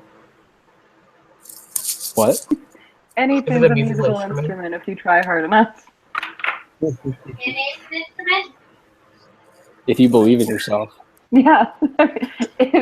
Yeah, it doesn't mean you're going to be good at said musical instrument, but you know what? That doesn't matter.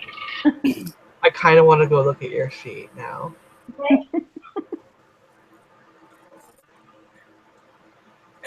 I mean, you can look at my sheet all you want, but having played with me for several hours, I'm sure you know that I could have woken y'all up with literally anything on that sheet.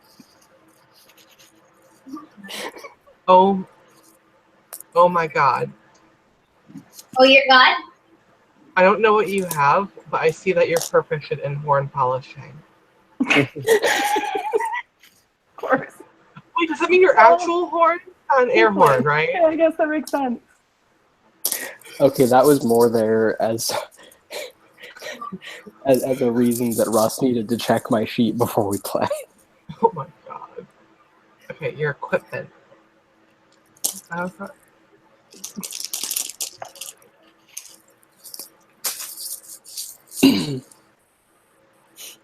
my, I can't tell. Is it the whistle or the crowbar? You know what I really want it to be? I really want it to be the arena costume with his,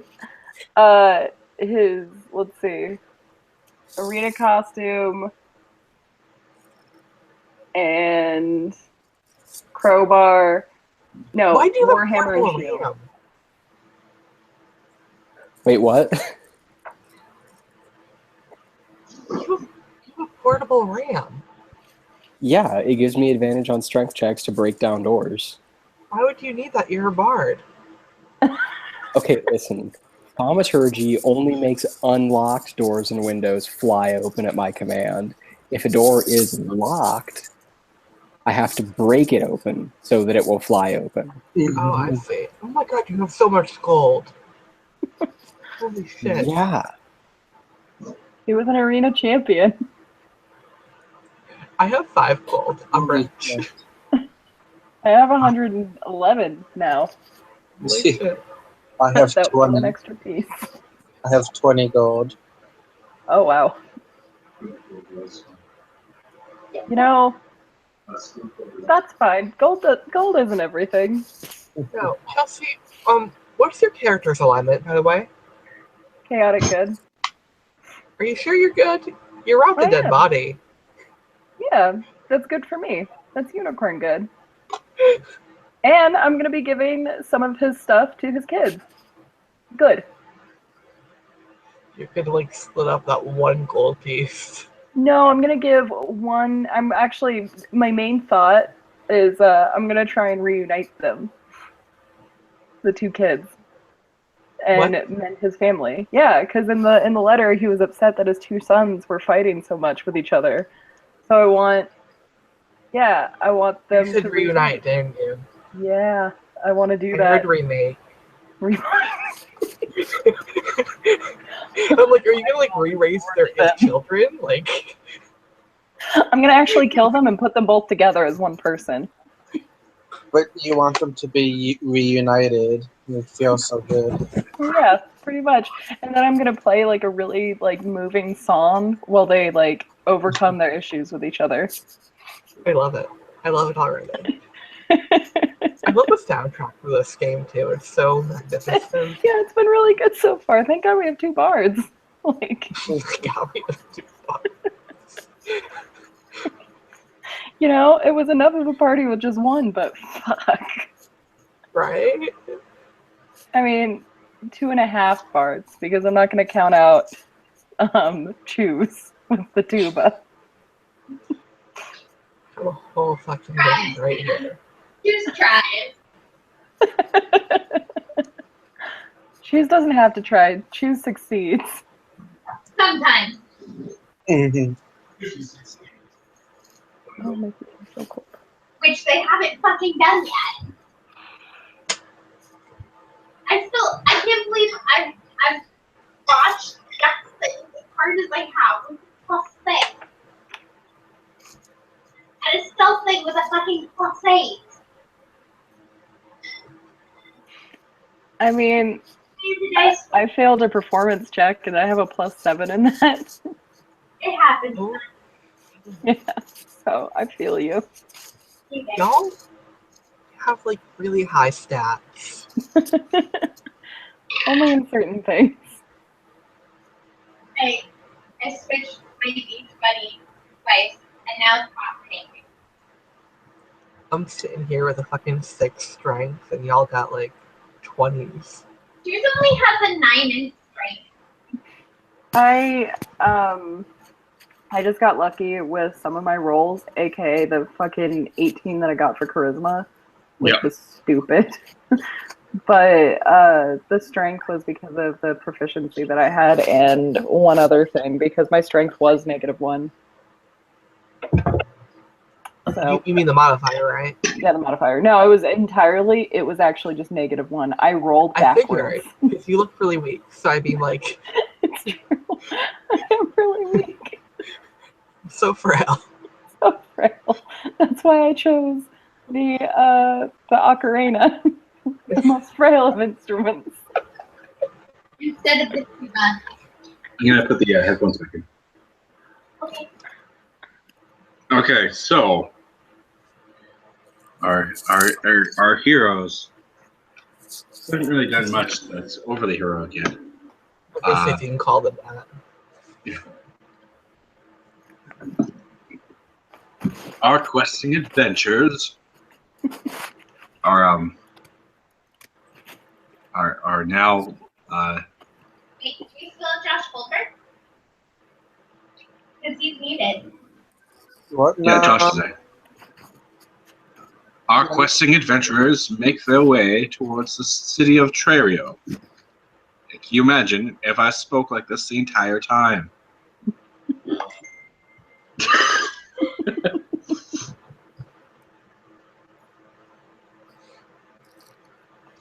Well, while this is going on, while we're walking, I'm going to play some walking tunes.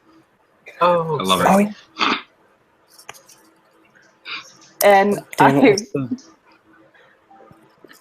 I rolled a 21, so it's a really good tune. Oh yeah, you guys are just like huffing along. In fact, you guys are just moving quicker because of how awesome this song is. And It's everyone's Eye just of the like, Tiger.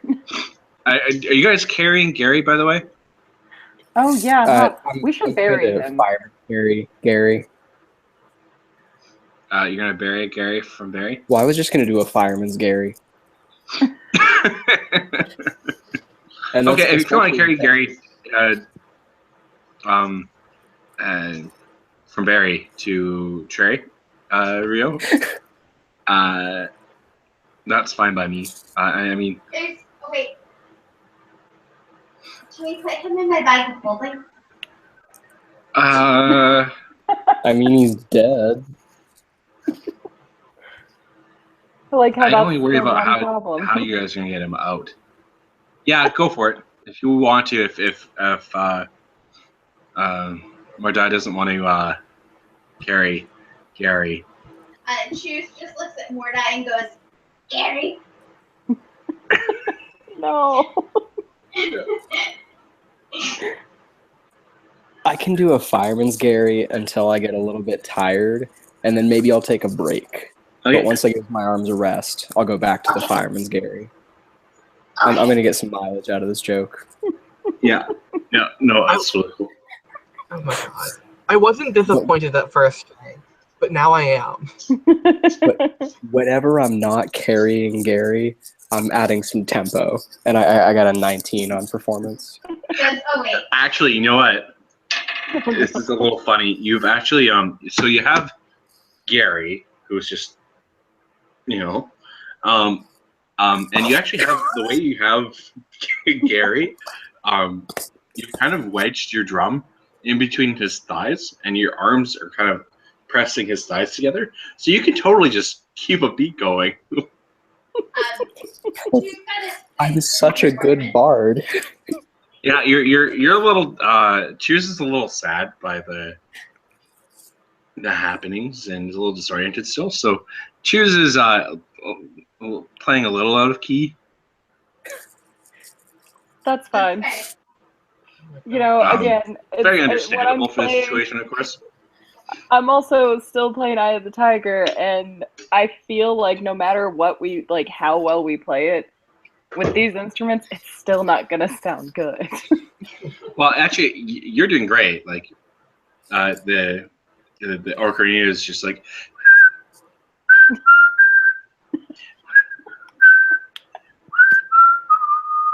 And what did you roll a performance check there, Mordai? Yeah, 19. And you're like,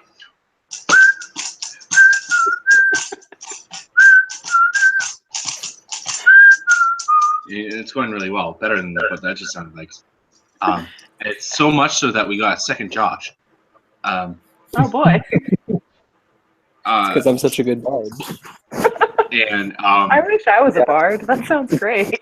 And You hear me well, right? Choose it's going womp womp womp. But And honestly, so it I'm sounds still alright very until that last impressed. note. Still impressed. It's a raccoon playing a tuba. Like, It's never So not you going to guys, be novel. it's about 6 in the morning. You guys are almost into town. It's close enough that you guys see the dock. It's like a large pier, where the boat would have showed up.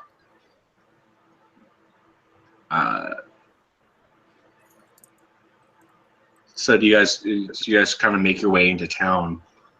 Well, first, and- like from afar, I want to take like a really detailed look at the dock. I guess you could say I want to peer at it. Oh my god.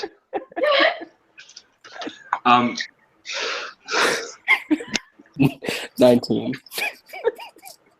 You rolled a 19 on that. I'm gonna give you a point of inspiration.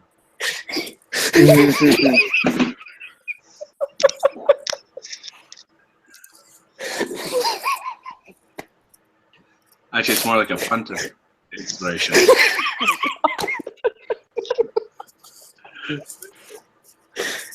But you can only use it on kicking saving throws. Because it's a punt. this is all going so well. So yeah, you guys can make your way to Trerio. The overwhelming feeling though that something might not be okay, being that this Archweaver did just try to kill you. You're not exactly sure. Actually, I need y'all to do a. I guess that would be. What kind of knowledge check would that be? That would be a.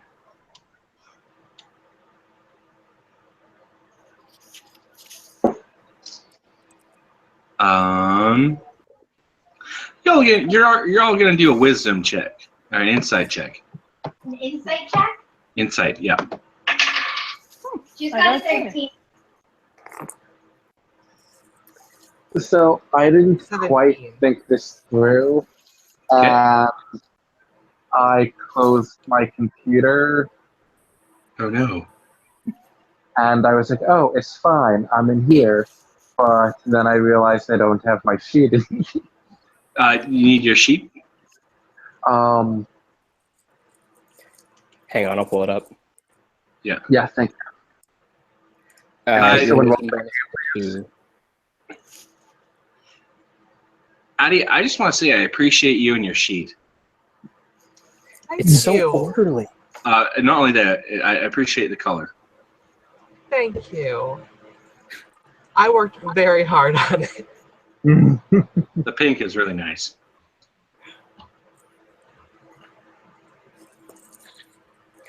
I mean, you really didn't have to work that hard on it. You could have just made a really simple sheet like me. I'm a bard. Listen, you know what? I'm gonna multi-class as a fighter because I really think we can use one. That might be good. We kind of need a tank on our team. We Use already my have 6 Luna. strength. Let's do it. Just watch. Choose is going to be your tank. Yeah. It's 20 insight. Who else? Who else? I got a 20. I Oh got a fuck. 17. So you guys are fine. Okay. So you guys know that Trerio is a kind of like a town where all the political bullshit that you would find in Citadel doesn't really happen there. And so you're fairly certain that although someone just tried to kill you, you're probably pretty safe there. It's kind of going to be like a safe haven for you. I'm gonna tell this to who didn't understand that. Was it everyone? Did everyone get that? What did everyone roll? I got a 13. 17. Yeah.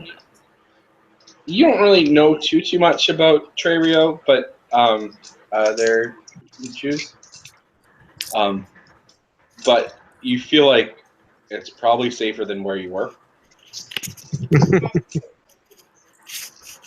But if Lunar is kind of going to be explaining that to everyone, you kind of know that it's going to be okay. I'm just gonna sit there and like, okay, wait. So choose. Can I continue petting you, or is that just like a one-time thing?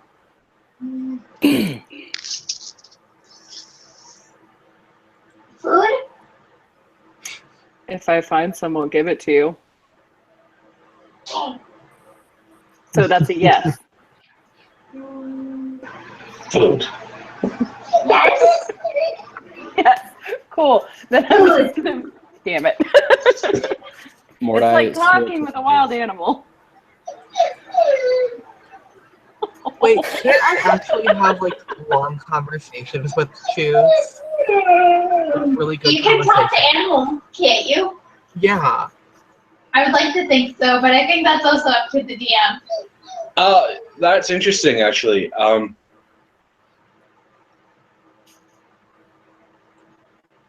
I'm gonna actually say, are you the only one who can talk to animals? Maybe. Also, if it helps, I have speak to animals and speech of the woods. So.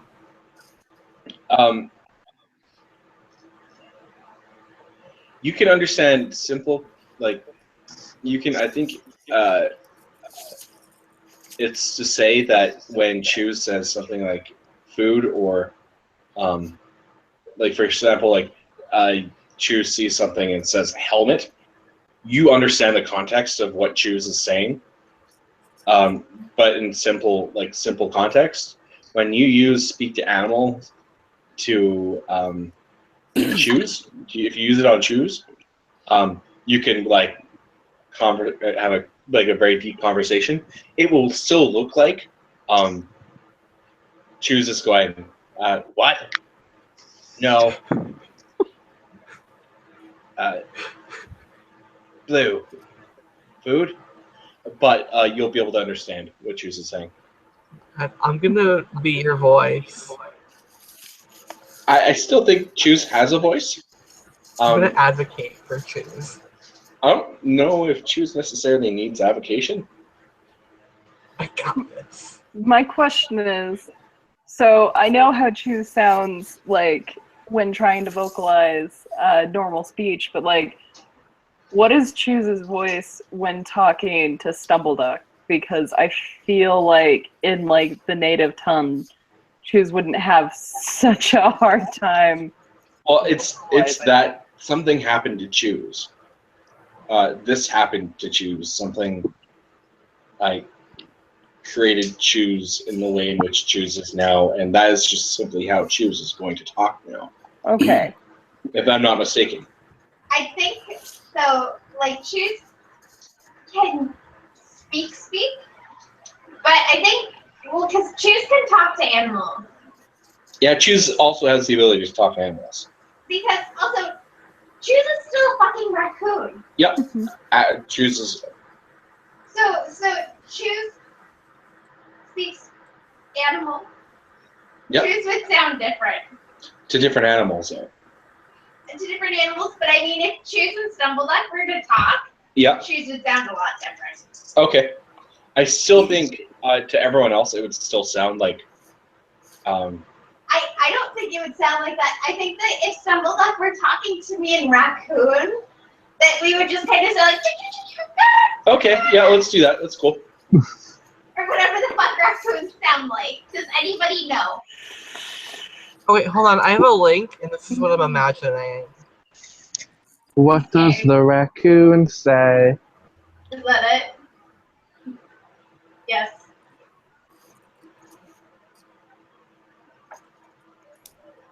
That's it. That's kind of what I was thinking, actually. That is it 100%. Okay, yeah, because like I was really hoping that it would go from like the gruff coarse voice to just be like, yes, hello, chum, yes. Like, really hoping. Oh, Yeah, that sounds great. Okay. Okay, so yeah, you guys get into town. You guys are at the pier. There's no one really there. It's really early in the morning. I'd say it's about 6:30 in the morning, so there's actually a couple fishermen just kind of like getting ready for their day. So, walking into the town, Elaine wipes her eyes and tries to make it look like she wasn't crying for literally the whole entire walk, but she was. Okay. I'm gonna want to use minor illusion on the fisherman, and I want it to say,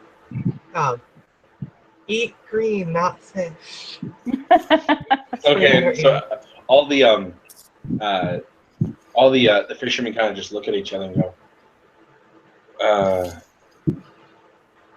let's just call it a day today, and they all start walking home. Yes.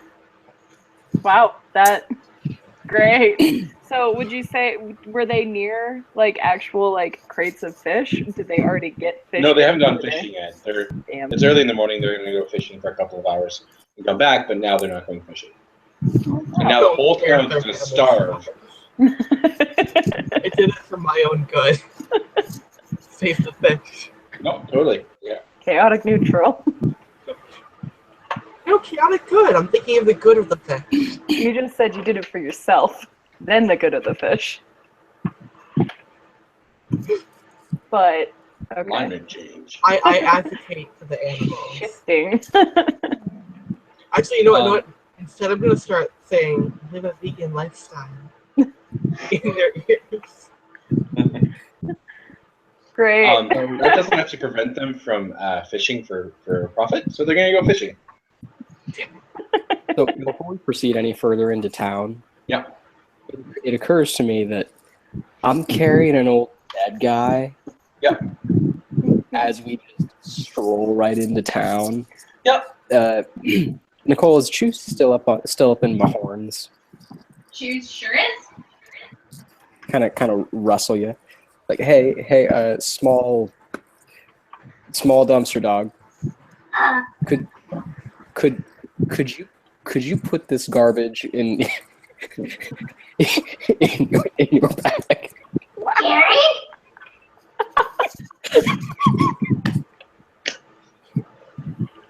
Okay. Not trash! Human! Why? Okay. Yeah. If you want, talk to Choose for a sec here and try to convince Choose to allow you to do that. Choose doesn't like that you called Gary garbage because Choose knows garbage. And Gary is clearly a person. Oh, that's the reason. Yeah.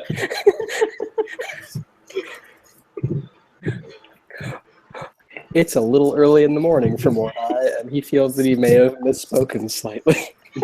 Are you going to apologize?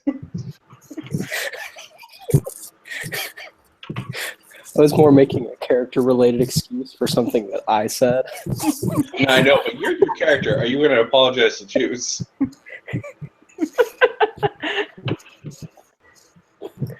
Small mammal, I am very sorry. This is clearly not anything appetizing. I just kind of need it hidden right now. And Shoes hands you their little pouch. Okay, and so you're going to put Gary into the bag of holding. Oh, good. All right. Is there anyone else near us that we see? Like any other people around? So you kind of walk through the pier, and the pier actually kind of turns into a set of stairs that turns left. And to the left, if you're looking up the stairs, on the left-hand side is a bar. On the right-hand side is a giant tent. Across the street, up the very end of the stairs, is a shop that is just opening. And to the left of it is a blacksmith, and the blacksmith is a very, like, you can see him just hammering away outside, and he's making a little bit of noise. He is a very, very, very large man with a very, very large head. I would like to go ask him. Can I ask him if he knows? No. Sorry, what? It's in the bag. You're fine. You're fine. I was gonna ask him if he knew Gary. I don't know his last name, but I'm gonna describe Gary as a person to him, since I am very familiar To the with blacksmith? Blacksmith, yeah. So you walk up to you walk up the set of stairs. You pass the bar on the left-hand side. You walk up to the building on the left-hand side of the store, and you see the very large man. Now, he's probably like almost 8 feet tall, and his head doesn't look real. His head looks like almost like if you had a double cheeseburger that was wrapped in latex. That's what this guy's head looked like. What the fuck? Yeah, it's very like wide and almost like a rectangle, but like round. Is he okay? I'm gonna choose to accept that he's fine and not judge him for his appearance. Jesus Christ, you guys. Okay, good. Because what happens next is, so you go up to him and you go, hello, I assume, correct? Yes. It goes, or... Huh. Cool. Or... Oh, God damn it. Can I finger gun at him? Lord. And then he does one of these. Oh my God, we're friends. Okay, I'm sorry, we're not friends. Lord. I don't know what to say to him here. Have you met Gary? Lord. I'm not getting anything. Okay. I just realized what it sounds like I'm saying. I'm going to change what he's saying. I was going to say, like, wait, what are you saying? Because I was just politely calling our bard a whore. Please don't slut shame Lunar, please.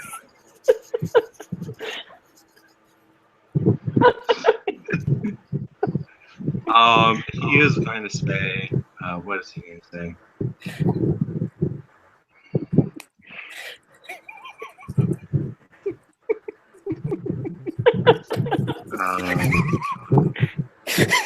He is going to say,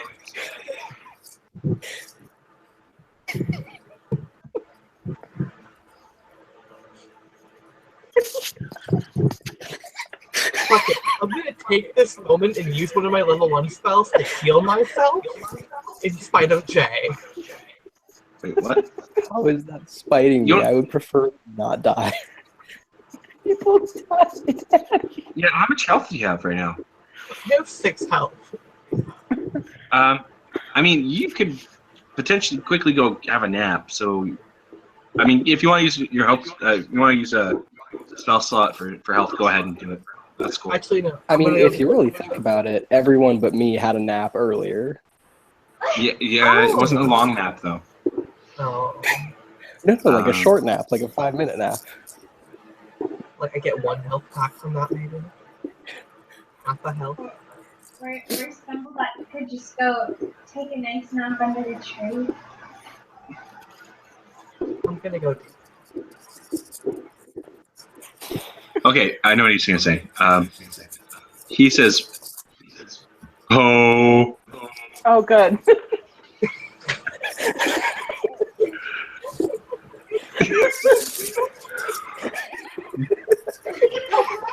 po."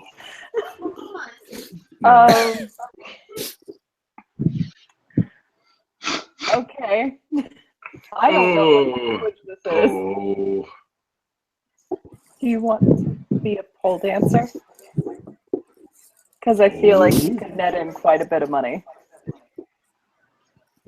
No? Now, Okay. I will state, this person is incredibly ugly looking.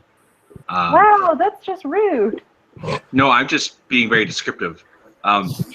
He is not really actually. His skin is very gray almost. He almost looks like he's made of rocks, but he's clearly like a human. But he's just that ugly that like rocks look better than him. You say he is clearly a human?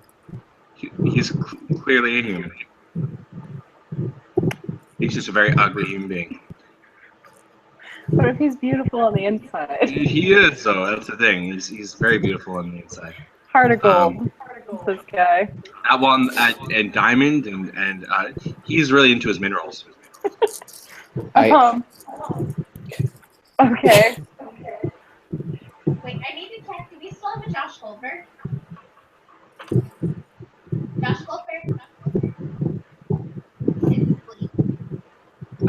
Josh Goldberg. Josh Goldberg. I would really like to know what his dreams are like at this point. Just a bunch of voices calling his name. Hey, Josh. Oh, Josh Goldberg. Josh Goldberg. What? I have an idea. I'm worried what your idea is. I cast thaumaturgy.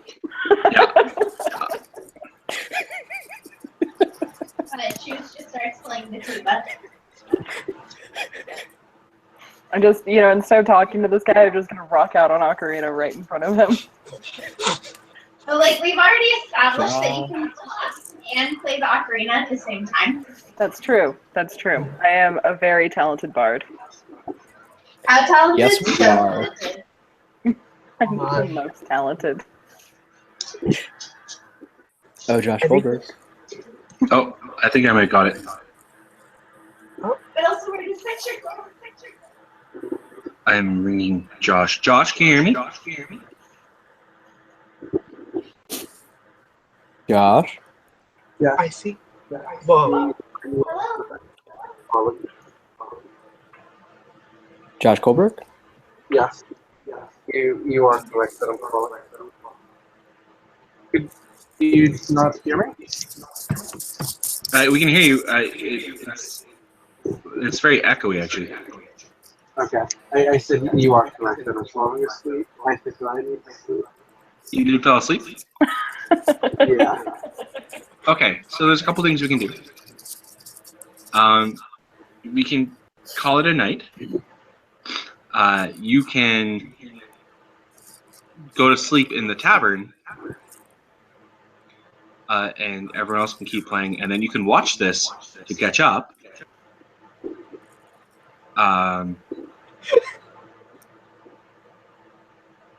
Those are kind of the two options I feel here. What would you feel comfortable with, Josh?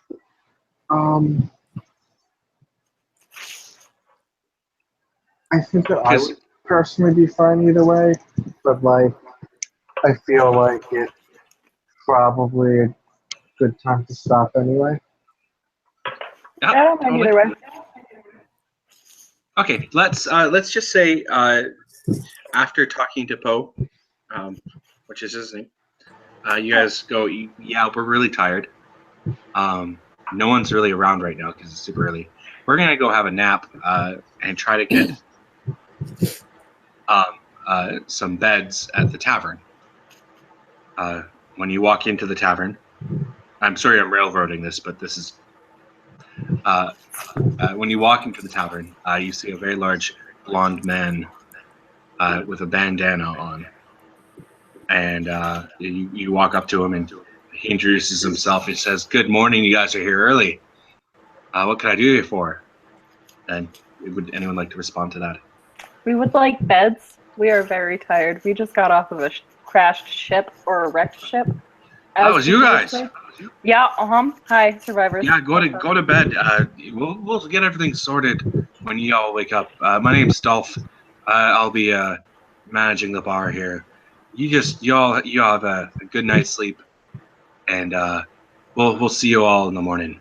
Wow, Dolph. Dolph's my bro. Dolph's your bro. Yes. Okay. One time, he's my Minotaur. She arm wrestled him, and she arm wrestled him good. It's not surprising. I've seen your Minotaur. She's thick. She beefy. Okay, so it's at this point we're gonna call it a night in terms of the D&D. Thank you guys so much for playing. I'm gonna stop the broadcast now. Bye. For all those who've been watching at home, in the unlikely event that this was actually turned into some sort of watching media. Thank you for watching. It's been quite a few hours, so thank you. Have a good night. I'm